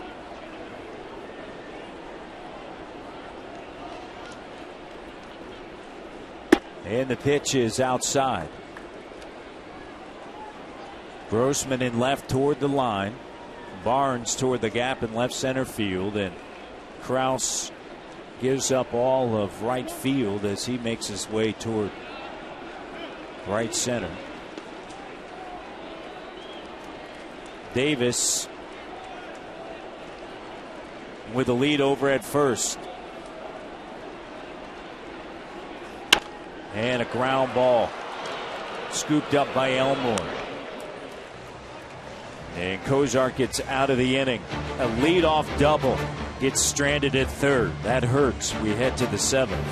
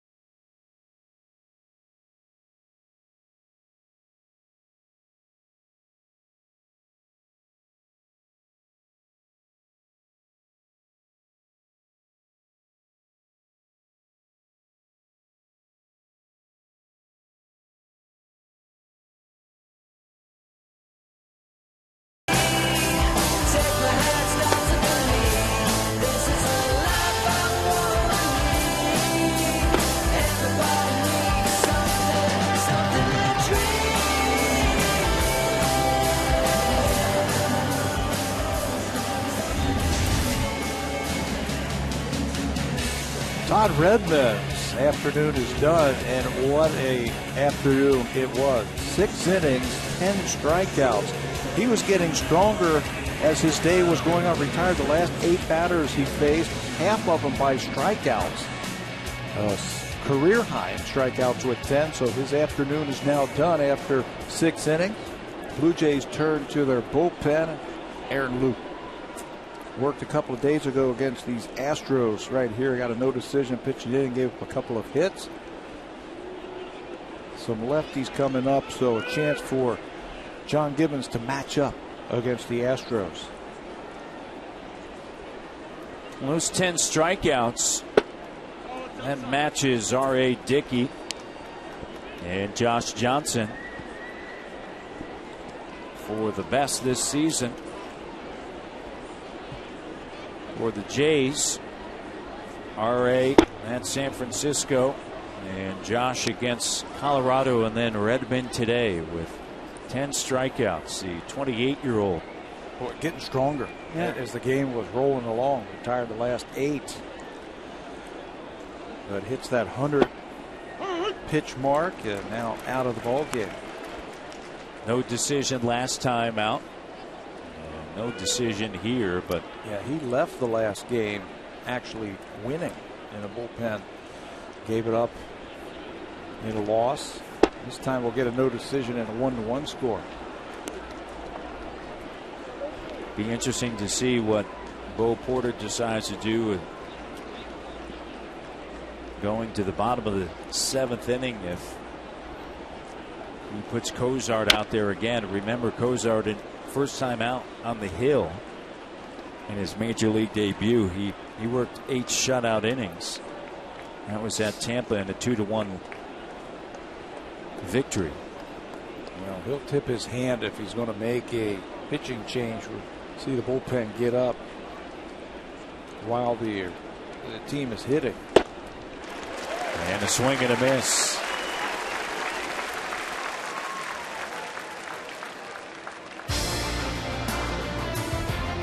The all-new, completely re-engineered 2014 Acura MDX, the luxury SUV redefined. Experience it now at your local Acura dealer. Mark Krause strikes out here on this Sunday in a 1-1 game. Loop will now deal with a Barnes. And Barnes with a changeup. Barnes flew out to Rasmus in the 2nd, struck out in the 4th. Ground ball back through the middle, and it's a base hit. So Barnes is aboard. He is 1 for 3. Redmond struck out VR twice. Corcoran once, got Carter twice. Wallace, Barnes. Dominguez is certainly happy that Redmond is done. He struck out to end the 2nd as well as the 4th, and then Elmore struck out as well. 2 in the first 4 innings for Redmond. Came out throwing hard today.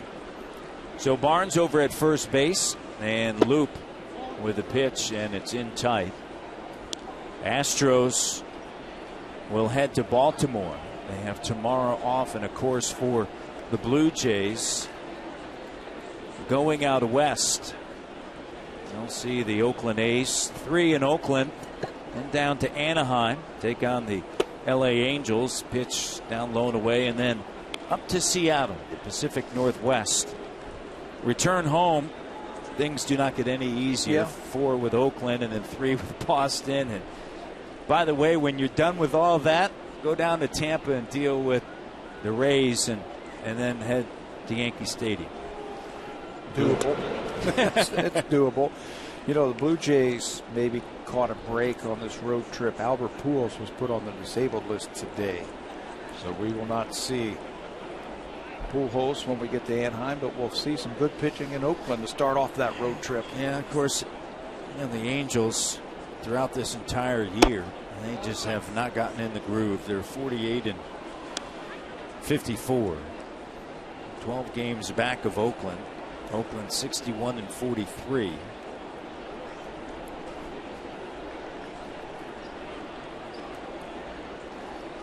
Angels 7 and 9 against the East, and there is a strike at the knees.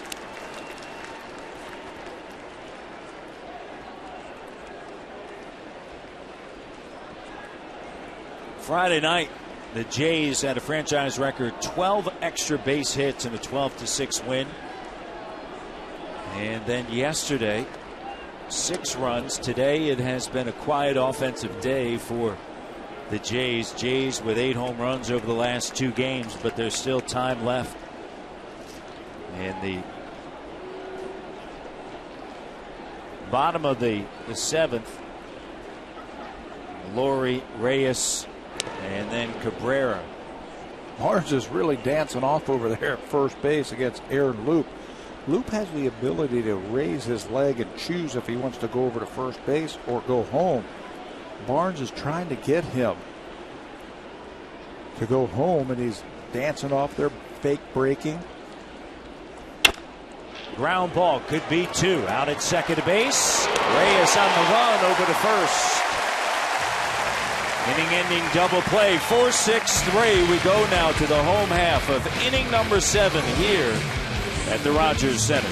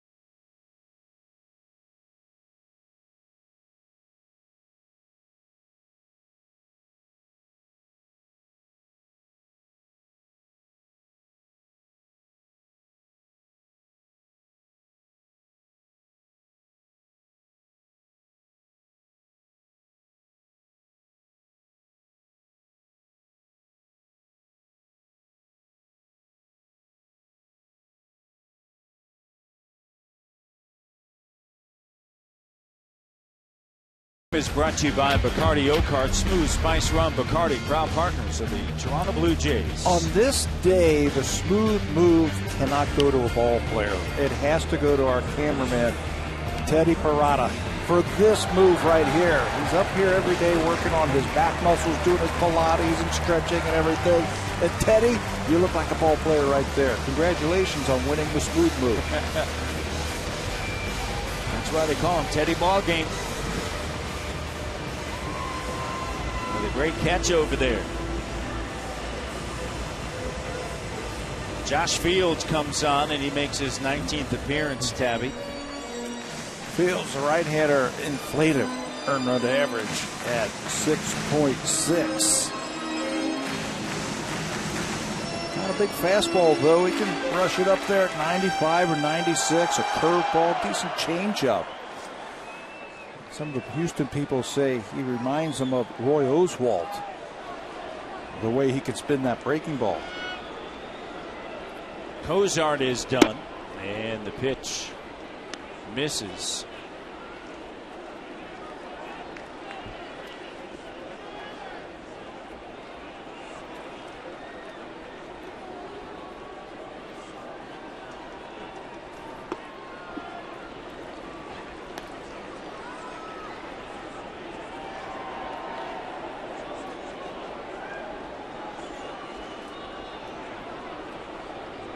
Cozart, 6 innings of work, 4 hits, a run, 5 walks, 1 strikeout.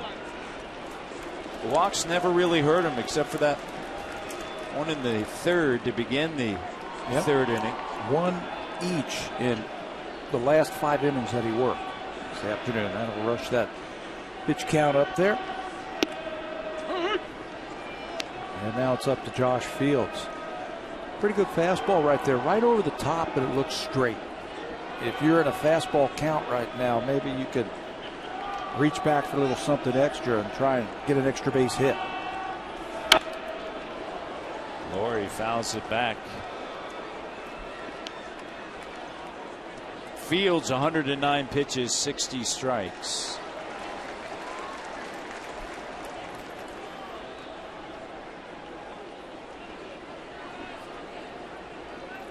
Laurie 0 for 2. Hitless yesterday as well. Full count offering in tight and a walk.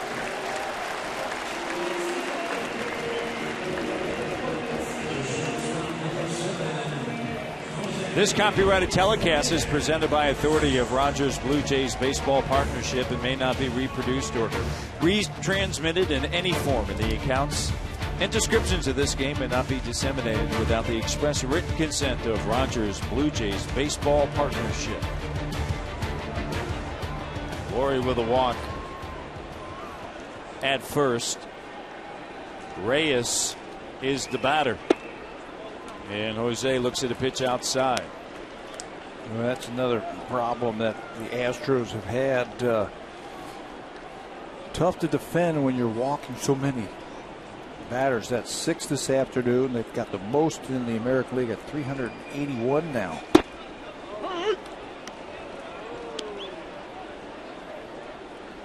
And yet, the Jays haven't made him pay yet. Just once.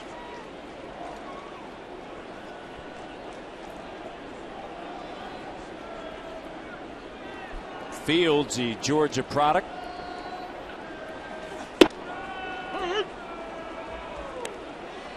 Pours in a strike. Selected by Seattle in the first round back in 2008. Acquired by Boston along with Eric Bedard in a 3-team deal back on July 31st of 2011.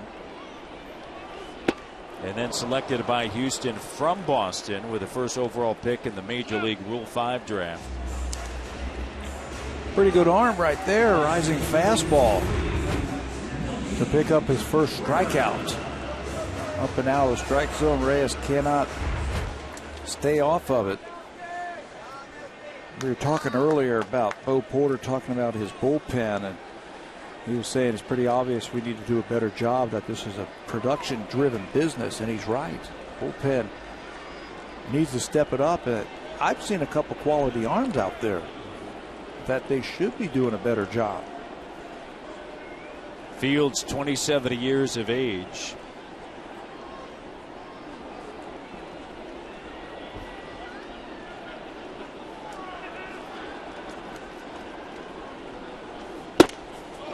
And Cabrera swings and misses at that 95-mile-per-hour fastball.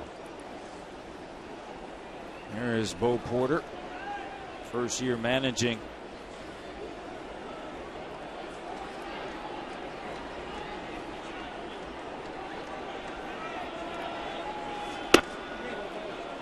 And did he go? No, he did not.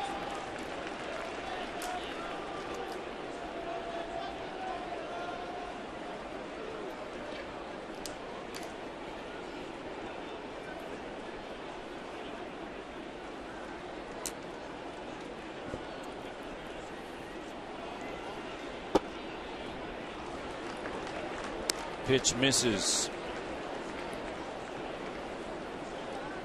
2-1 count, 1 out. You've got Melky Cabrera, who can handle the bat, and a little speed over there at first base. Cabrera gives this one a ride, and it's going to be a ground rule double.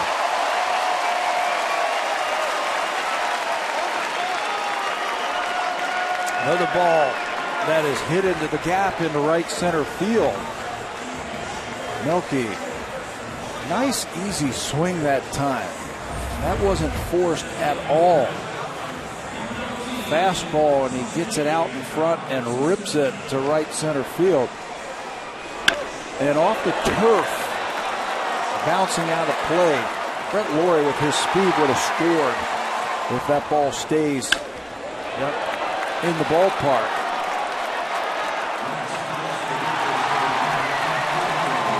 Has to hold up at third base, so Melky is now out of the game, lifted for a pinch runner. Some speed and some defense. Bonifacio now, the pinch runner.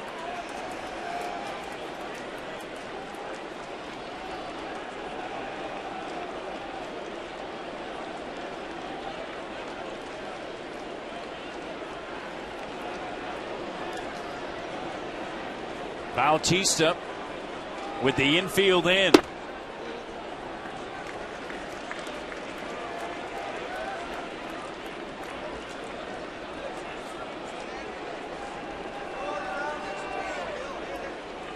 Jose 0 for 3. Don't think that they'll play contact here. You got a couple of runners in scoring position and your big RBI men up.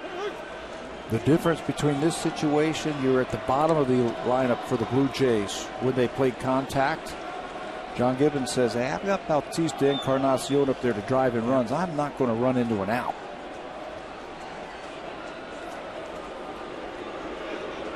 Corcoran heads out to the mound to have a chat with Fields. Took over for Jared Cozart, fine young right-hander out of League City, Texas. 6 innings, 4 hits, a run. It was earned, 5 walks, and a strikeout. 109 pitches, 60 of them strikes. Fields with the leadoff walk. Then he struck out Arraez on a rising fastball. Cabrera, ground rule double. Pinch runner is Bonifacio. And Bautista with a count of 1-1 and 1 out, and 2 on. Laurie with a lead over at third. Bonifacio stretches out the lead at second. Fields now with the signs. They set him up inside. Here's a pitch, and there's a strike.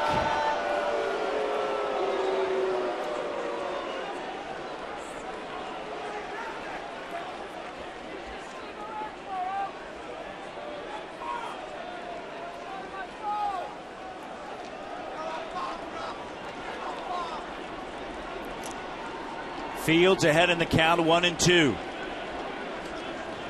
Outfield deep. 2 on for the Jays, tied at 1 here. in the home half of the 7th. They set him up outside, and Bautista strikes out. And he just got thrown out by the home plate umpire, Sam Holbrook. He was upset with that fastball that was called a strike, and had some choice words for the home plate umpire, and it was a quick one as well.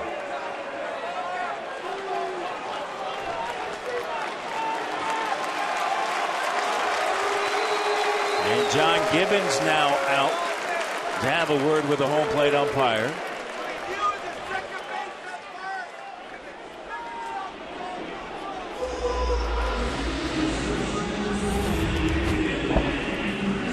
Rides that cutter up and away. Bautista swings through it and then has something to say to the home plate umpire about that fastball on the inside part of the plate.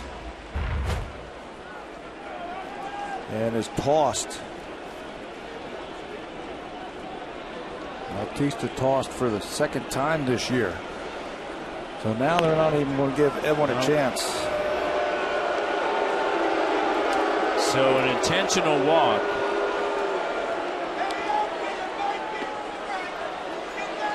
To Edwin, and that's going to bring up Rasmus. And Rasmus, although he's had a very quiet day, and they've got a lefty warming up. Yeah. In case Bo Porter wants to match up the lefty versus the righty. There's Doug Brocail to see if he's ready. That's Travis Blackley. Yeah. Heating up. More than likely, that's what we'll see here. Let's see if Encarnacion heads down to first, and here comes Bo Porter, and Erasmus is going to head back to the on deck circle with the bases loaded here in the 7th. Erasmus 0 for 3 coming into today, though 6 for 12 against Houston,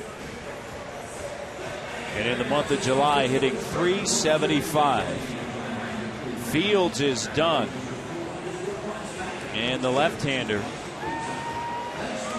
is coming in. Travis Blakely, the lefty, coming in for the Astros.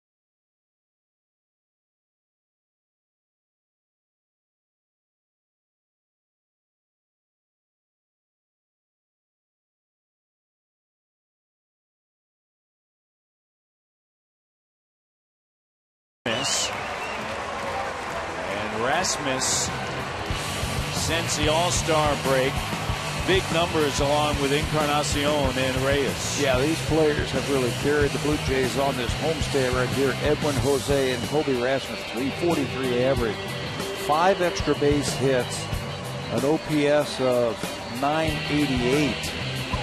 He has hit the ball the other way. He's had some big games. He had a 4-hit game already on this homestand. And against the left-hander, Travis Blackley, who is now into the ball game, I think he's got to think about hitting the ball the other way. Blackley's got a great breaking ball. Kobe's going to have to stay on it. He's already hit a home run off of a left-hander on this homestand. Also, here is Travis Blackley's numbers. 38 games, 1-1 with a 5.12 ERA, but that's not the number we need to worry about. It's what the left-handers have done. Just a 170 average, which ranks 5th among all left-handed batters in the American League. He's also inherited a team-high 32 runners, and only 6 have scored, so a big spot here for the Astros. Base hit will do the job for the Jays here in the bottom of the 7th inning, tied at 1. And Erasmus flew out to left in the 2nd, grounded out to end the 3rd, and flew out to left again in the 6th. That was with Encarnacion at 2nd after a ground rule double and a long wait to see if that one actually left the ballpark. Bases loaded, full of Jays, and Erasmus awaits. And the lefty to the plate. And the pitch is low. It's a ball, 1-0. Laurie began the inning with a walk. He was facing Fields. He's at 3rd now. With 1 out, Cabrera with a double, a ground rule double. And Bonifacio, the pinch runner. Bautista struck out and was ejected, and Encarnacion an intentional walk. He's over at 1st. 2 away, and Erasmus awaits the 1-0. Blakely delivers, and the pitch is a strike. And the count now 1-1. Slider from Blackley down and away. Doesn't throw that hard, but he mixes his pitches well. Throws a lot of breaking balls to the lefties.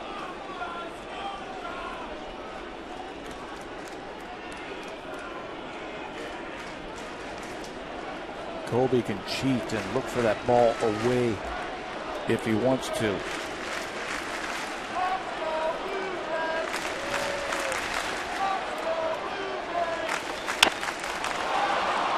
High in the air.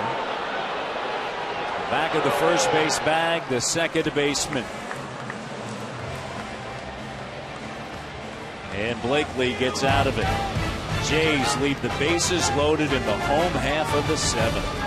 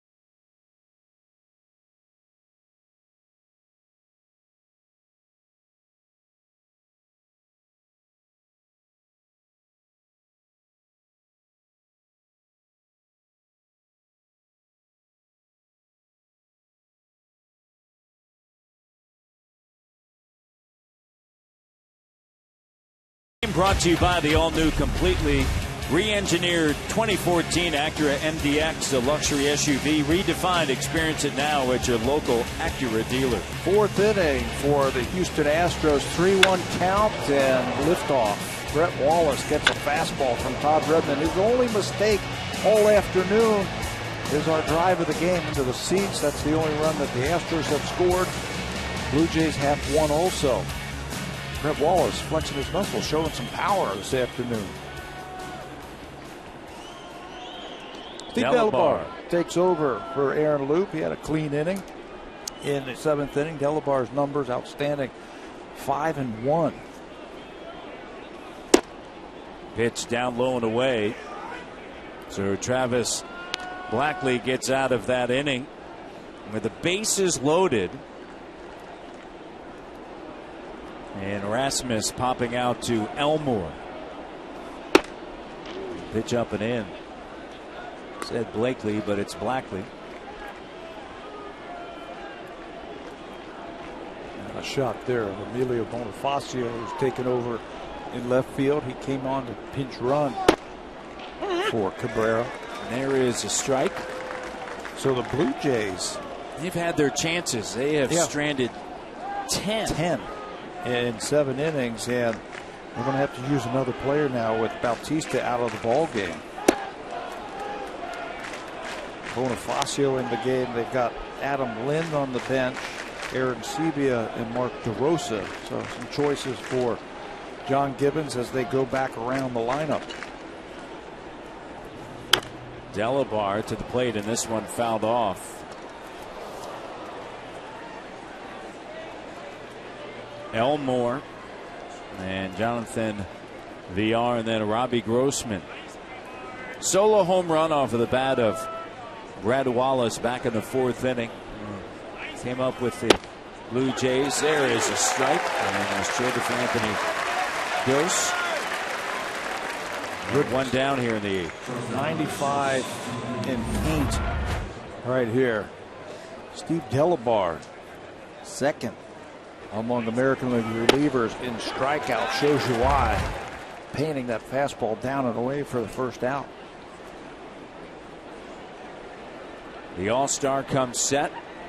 Laurie comes in at 3rd, and VR looks at a strike.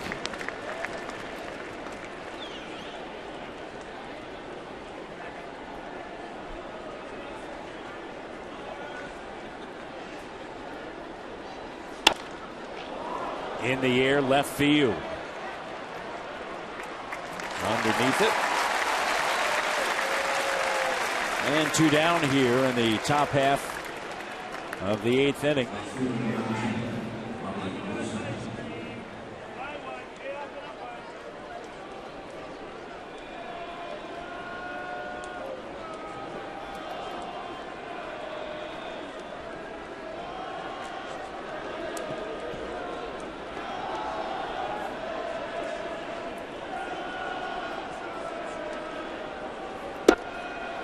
Robbie Grossman walked in the 1st, was stranded at 3rd after a stolen base and an error. Flew out to center in the 3rd, and then flew out to end the 5th. This one wrapped into right field. Rajai Davis over to cut it off. He takes it on a bounce and quickly gets it in. And so Grossman is aboard with a 2-out single. That's going to bring up Carlos Corcoran. What a tough play by Rajai Davis in right field. Ball hit hard. Watch him. Goes over and backhands the ball. If he misses that, it's extra bases. He gives ground, picks it right off the turf, looks around, saying, where is it? It's in his glove for a single. That was a pretty good play. Hard play. Corcoran hits this one high in the air and coming over Bonifacio, and it's going to take a bounce after a sliding chance by Emilio Bonifacio. What an effort with that great speed. Playing a little bit deeper because you don't want to have any doubles laying out, but just can't get there. You got to play a little bit deep now with that runner at first base. Extra base hit will score him, so you want to cut off anything in the gaps or down the line. Corcoran, 6 home runs and 125 at bats. So he's got some extra base power. Pitch down and in. Elmore struck out. VR flew out to left to Bonifacio, and then Grossman with a base hit. Jays had their chances in the bottom of the 7th inning. Couldn't get it done, and still tied at 1 here in the top of the 8th. Fields, 2/3 of an inning, a hit, no runs. 2 walks, 1 intentional, 2 strikeouts before he gave way to Travis Blackley. And Blackley able to get Rasmus. And the pitch, swing and a miss. That's some easy cheese right there from Delabar.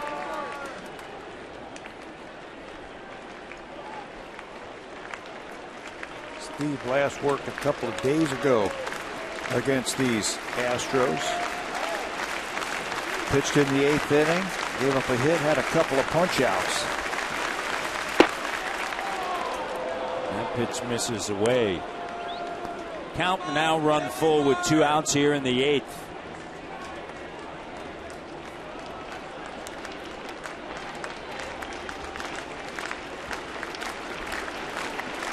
Grossman at first. He'll be running on the pitch. Fouled off. He'll have to return.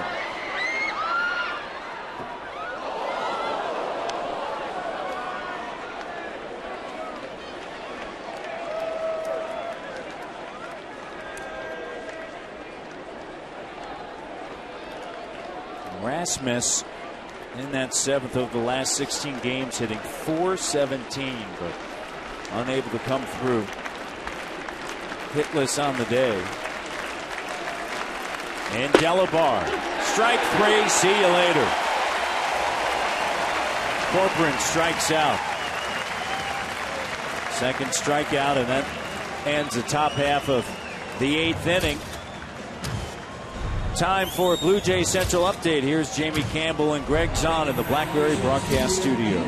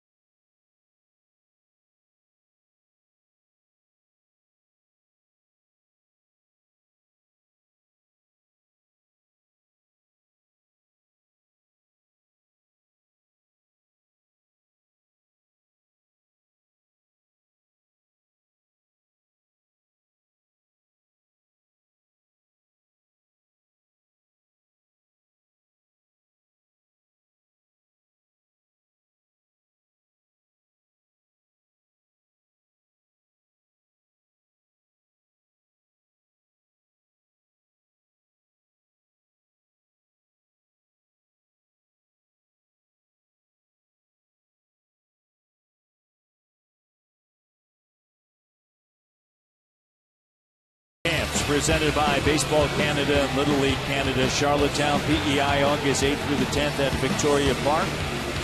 Visit BlueJays.com/Baseball Academy. The Toronto Blue Jays are proud supporters of amateur baseball across Canada.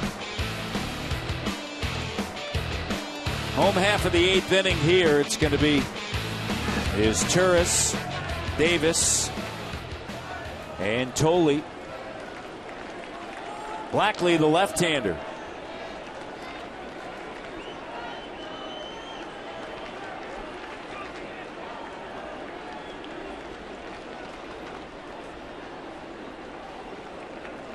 Turris has walked twice. He is 0 for 1, grounded out as a second out back in the 2nd inning. Jays have stranded 10. Have 5 hits. They've been walked 7 times here today, and just 1 has scored. 1 was also intentional to load the bases. High in the air toward the seats, and it is out of play. And a nice grab down there, right? With the home fans. Yeah. Take it away from the opposition right there. And Bo Porter is having a word with Andy Fletcher. Yeah, he made the grab, and Wallace, it was in the stands. Yeah, and the fan has a right, if the umpire feels like that ball is in the stands. Now, if they reach out over the field of play, And the umpire feels like the fielder had a chance at that. He could call the batter out.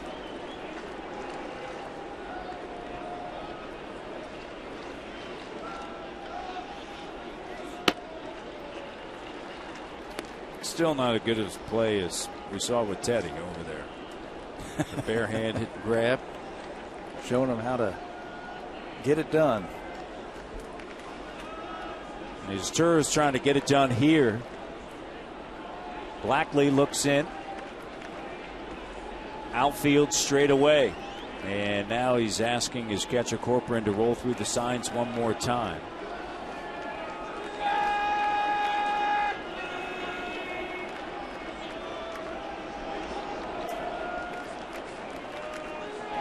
$31,634. Bautista ejected in the 7th.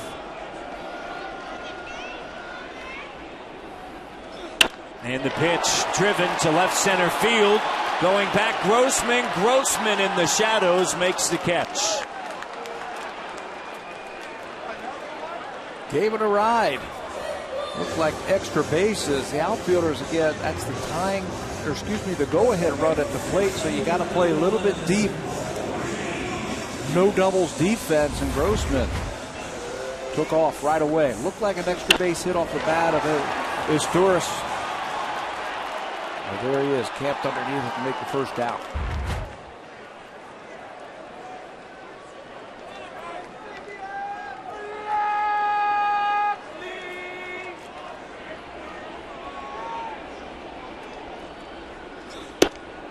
Rajai Davis looks at a strike. Singled with 2 outs in the 2nd. Stole a couple of bases. Stranded at 3rd.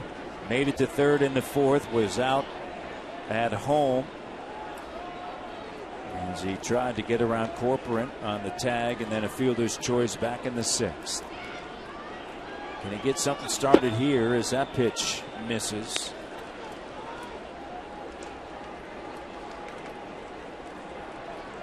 Even with the bag at first base, but well off of the bag, is Wallace. 2 steps back at 3rd for Dominguez. Blackley, the lefty.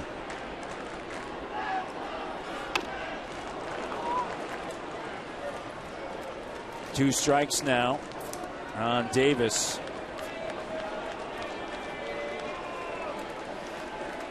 Cozart. Fields got into trouble, and Blackley has faced 2 and set down 2.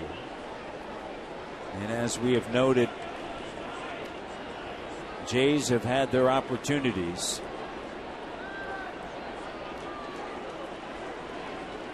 And Blackley deals, and the breaking ball, did he go around? No, he did not. Boy, good job by Sam Holbrook, the home plate umpire, knowing with 2 strikes right away, signaling down to the first base umpire, Andy Fletcher, did he go?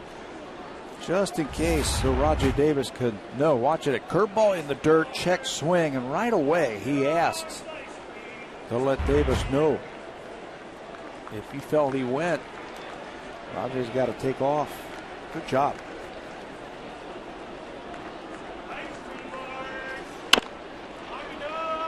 Ground ball foul.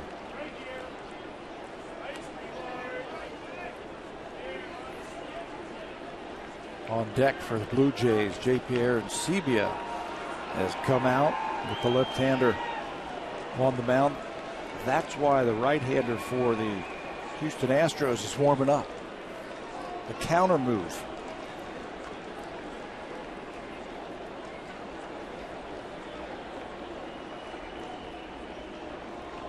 Blackley, the Australian, with the pitch down and in.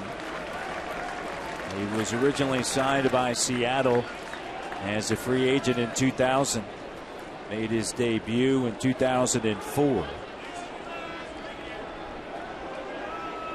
He has worked for the Mariners, the Giants, the A's, and the Astros.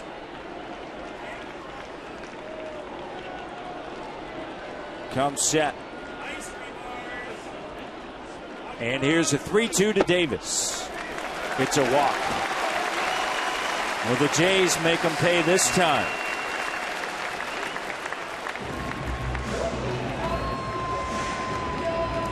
JP Arancibia will hit for Tolle.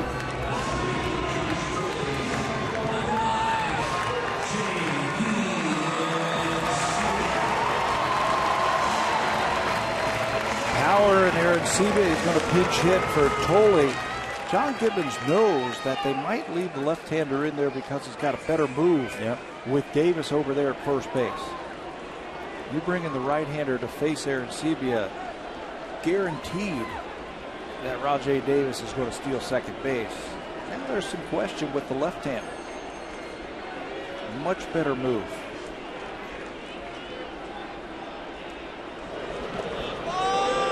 Davis back to the bag. Arancibia 221, 17 home runs, 44 RBIs. 1 for 7 as a pinch hitter this season. Blackley, the lefty, looks in. Davis with a sizable lead. Long stare to first and throws over there.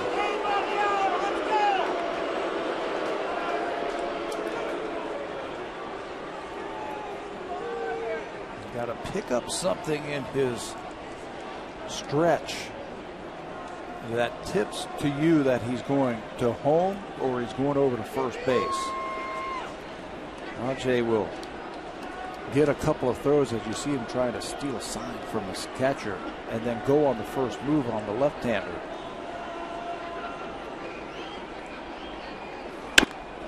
Arancibia gives this one a ride to deep left center field, going back, and Barnes makes an incredible catch up against the wall.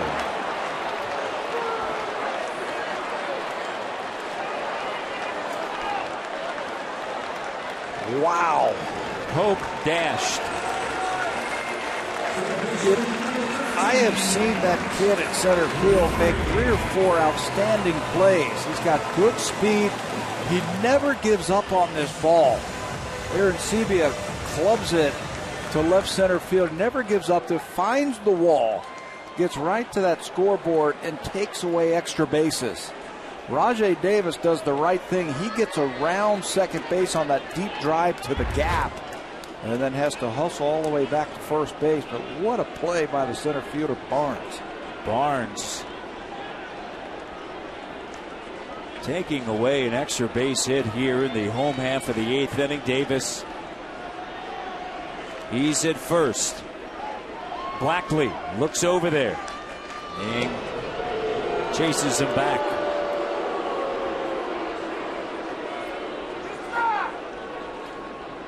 If you're Brett Lawrie now, you've got some speed at first base.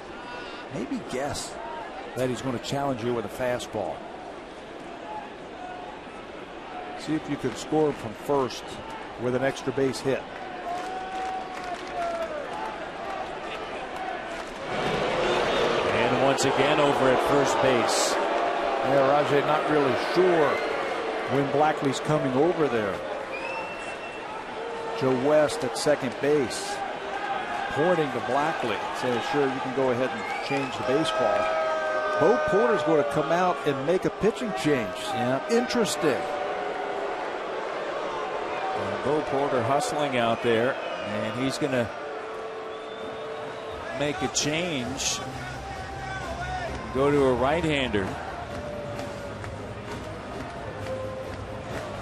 So Travis Blackley is done here in the home half of the 8th inning.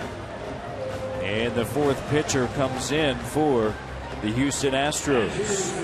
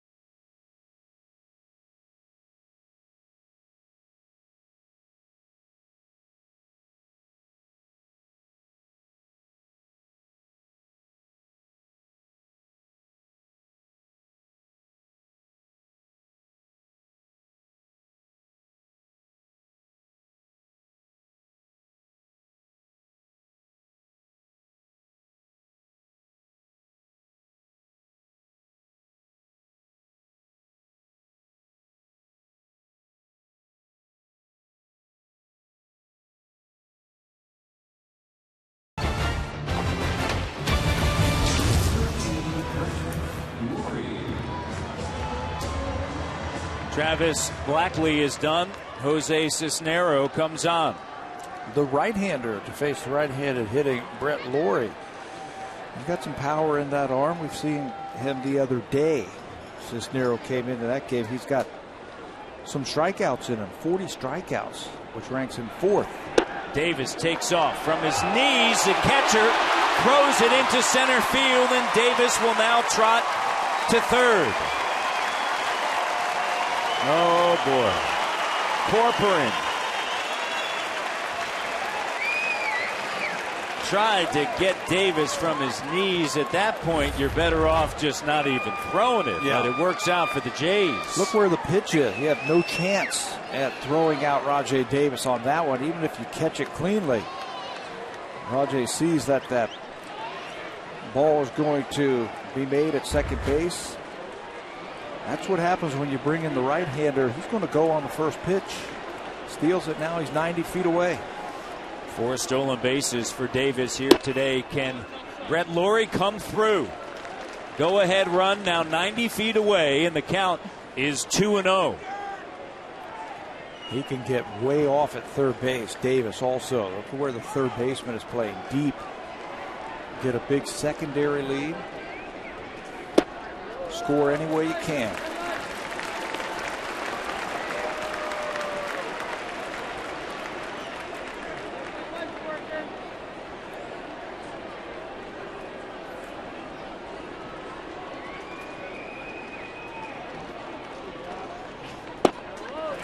Ball 4.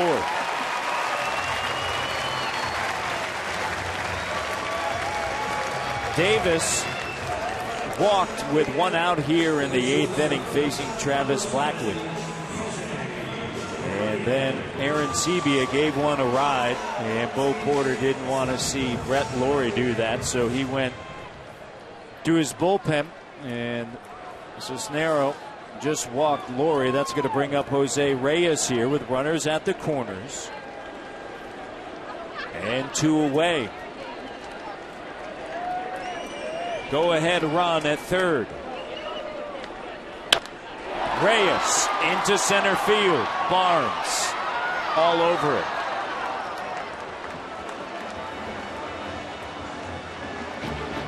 "90 feet away, Davis was there, and he was stranded." We head to the 9th.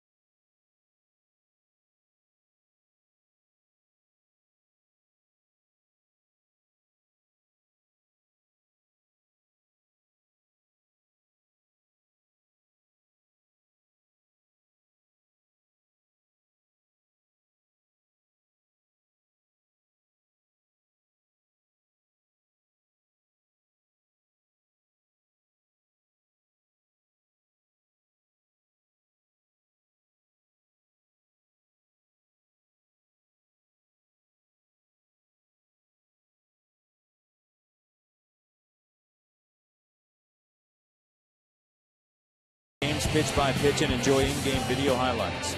The app is available on the iPhone, iPad, iPod Touch, Android, and BlackBerry Z10.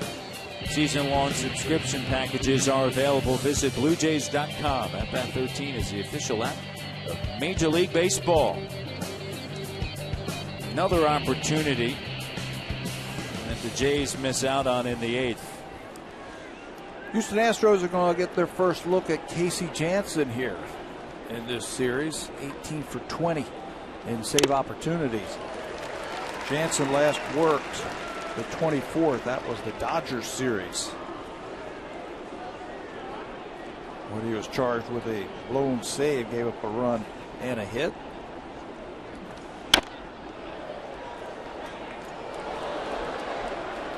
Carter fouls this one back. Delabar an inning, a hit, 2 strikeouts.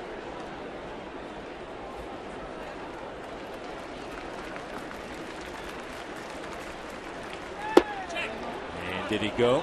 They check, and no.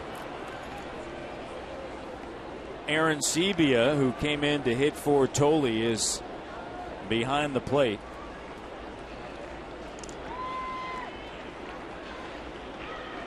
Gave one a ride, and Barnes kept it in. That was headed for the wall. Jansen with the pitch, and the breaking ball is chopped foul. Count 2-2 here in the top half of the 9th. Bonifacio to begin things in the bottom of the 9th inning. And remember, Bautista was scheduled to hit. However, he was ejected back in the 7th. And Carter is done. 14 punch-outs now by Blue Jay pitchers. This time, Jansen just paints down and away.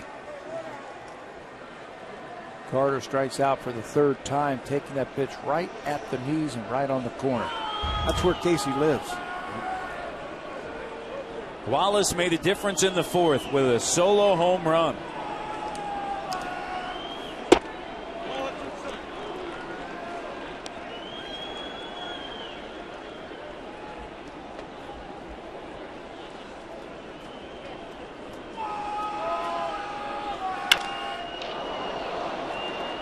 In the air to left field, Bonifacio is there. Between the shadows, he makes the catch, and there are 2 down here in the 9th. And that'll bring up Kraus. Walked in the 2nd, single in the 4th, struck out in the 7th. That was facing Loop.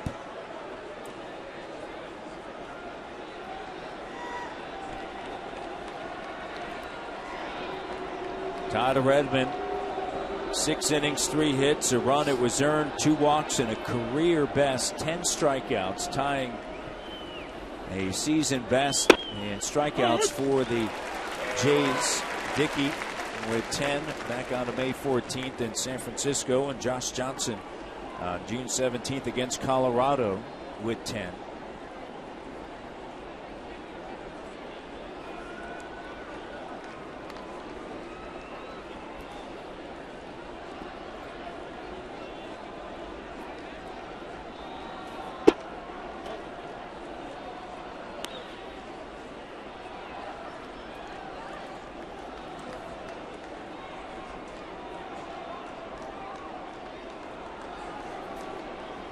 Two out here in the 9th, and that one misses inside for Jansen.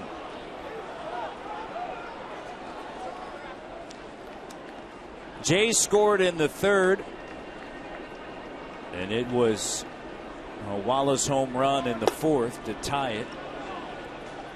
But since that time, Blue Jays had opportunities.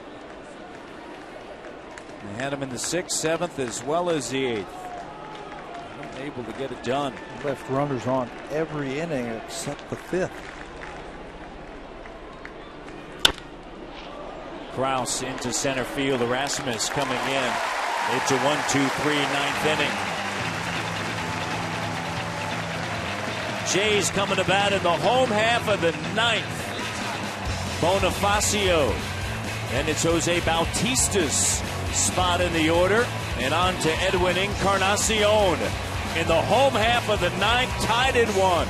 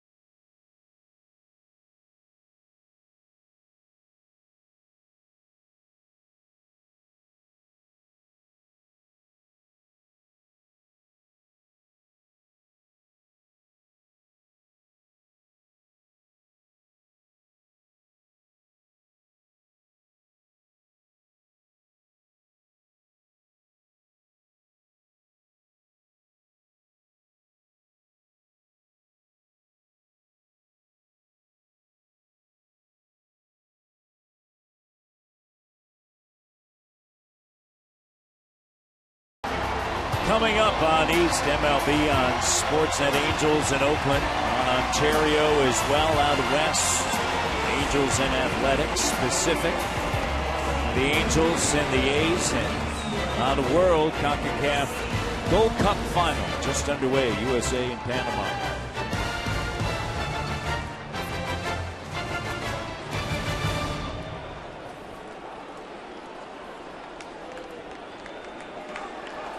Bonifacio.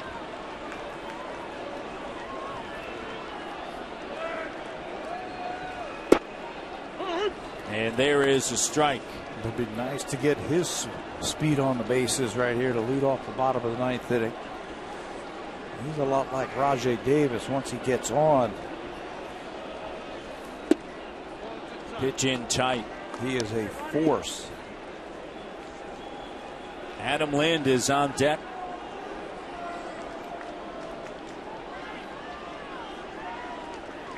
Taking over for Bautista, who was ejected in the seventh. Bonifacio into center field. Barnes reaching out. It's over his head. Bonifacio into second base with a stand-up double here in the bottom of the ninth inning. And Adam Lind will walk up to the plate with a chance here in the ninth. Boney was flying around those bases. He had triple on his mind. Fastball to the middle of the plate. He scorches it to center field. Barnes, who's already had one great catch, does a good job of playing this one off the wall. Right to him. Boney had thoughts, but he has to hold up at second base with a leadoff double. So Adam Lind here in the bottom of the ninth. Cisnero now will get a visit from his catcher Corcoran. Lind hitting .292, 12 homers, 39 runs driven in. This is another delay tactic right here as the left-hander has gotten up. Look at that quick shot right there. The pitching coach calling down to see if he's ready. Wesley Wright warming up. Here he comes. That's all that was. Delay tactics.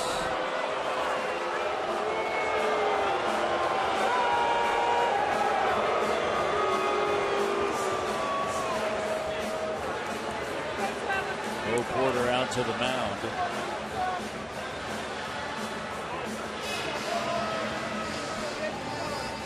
And he's going to continue to try to take up some time here. And now he signals to the bullpen.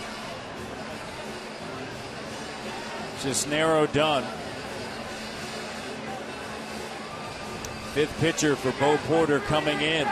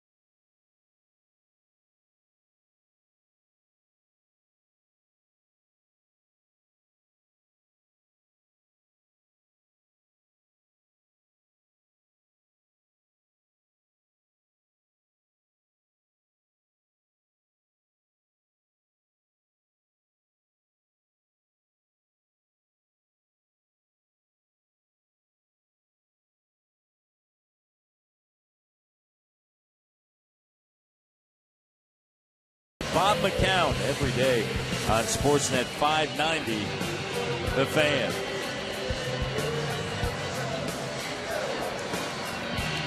Well, the Jays here on this day, they've got the pitching. And they have a chance here with the bats. Now, once again, trying to push it across. This time it'll be Wesley Wright, the fifth reliever used by the Astros this afternoon. We saw him a couple of days ago, faced a couple of batters and gave up a run. He walked Reyes. His first career appearance versus Toronto. He leads this club now in appearances with 48, and he's done a good job over the last couple of years against lefties, just over 200. Lynn is going to try to advance Bonifacio. Bonifacio at second with a leadoff double. And the pitch down and away. Force him to throw that breaking ball, and you know you're going to get yourself a breaking ball. Force it over the plate. If it starts in the middle of the plate, let it go. Started with Cozart, then Fields. Blackley, Cisnero now right. The left-hander looks back at second. Bonifacio there, and the pitch in there for a strike. Lind hitting .258 against left-hander this season.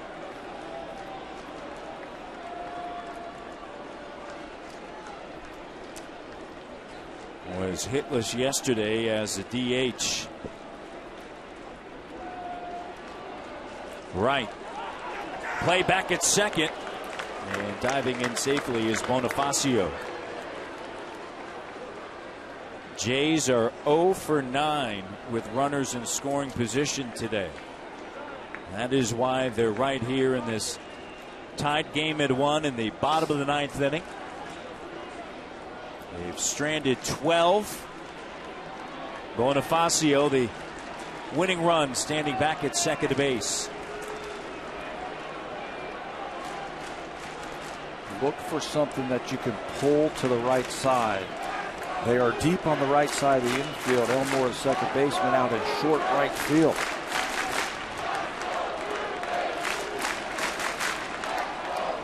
This is where you adjust and you try and get your bat head out there and roll one over to the right side if you have to.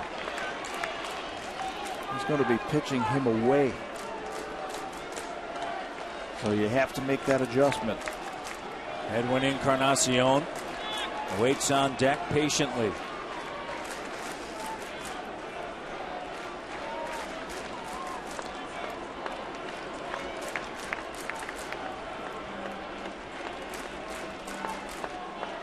And now Wright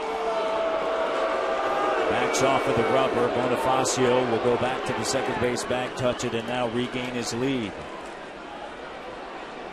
Nobody out. You don't need to get a gigantic lead right now. You don't have to worry about that. You don't want to get doubled up on a line drive. Just take your nice easy lead at second base. And Lynn fouls it off. Count 2-2 with nobody out here in the home half of the 9th inning.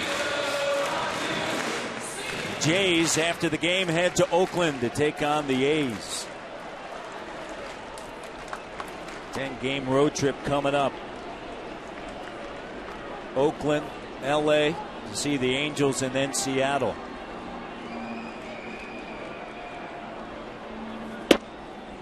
Strike 3. Lynn goes down looking. Edwin Encarnacion will make his way to the plate. And he'll probably just stand up there because they'll probably walk him. Fastball outside corner. He doesn't even offer at it. At least try and foul it off to live for another day. So first base open. Left-hander on deck. Edwin. No chance to swing it here. So second consecutive time that he's going to be walked.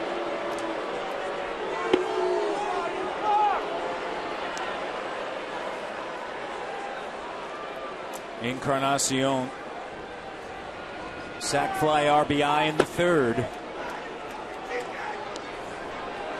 1 for 2. Had that leadoff double in the 6th. A lot of folks thought that ball maybe was out of the ballpark. It was not.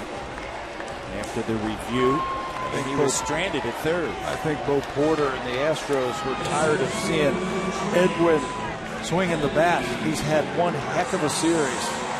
Well, we've talked about Erasmus and all of his success since the All-Star break and throughout July. Here's a chance. He's hitless on the day. Erasmus, .264 against left-handed pitching. Over the last 3 games, 6 for 12.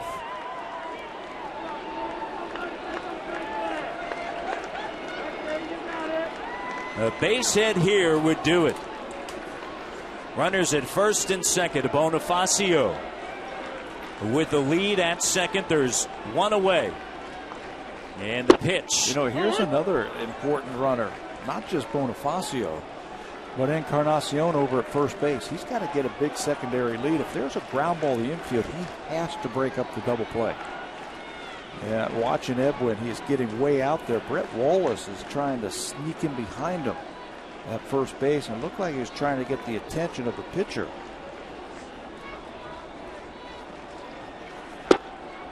Pitch outside. Rasmus way up at the front of the batter's box.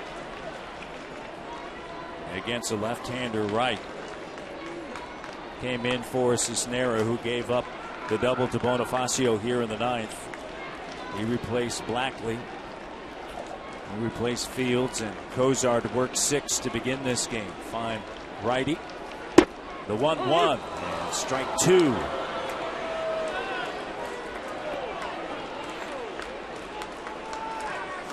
His Churis is on deck. 1 ball, 2 strikes. 1 out. Bonifacio leadoff double at second. Intentional walk. Encarnacion at first. Right to the plate. And the pitch just off the outside corner. As they continue to work him away, Tabby. Yeah, why? Why pitch into his strength? Colby's a dead pull hitter. So why even give him, unless it's a mistake? But just work him away, so Colby's got to make that adjustment. He had a beautiful at bat the other day where he punched one in the left center field. And the count now runs full. 3 balls, 2 strikes, and an out. At second base, Bonifacio. And at first, Encarnacion. Bonifacio, the winning run right there at second with the lead.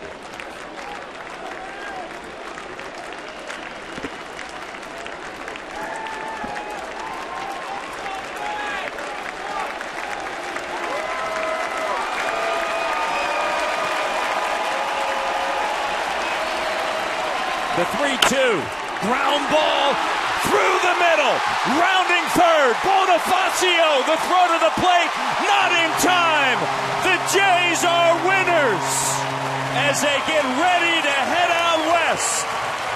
Rasmus does it with a base hit through the middle. Blue Jays needed this one before they start that 10-gamer. Colby delivered. Walk-off win.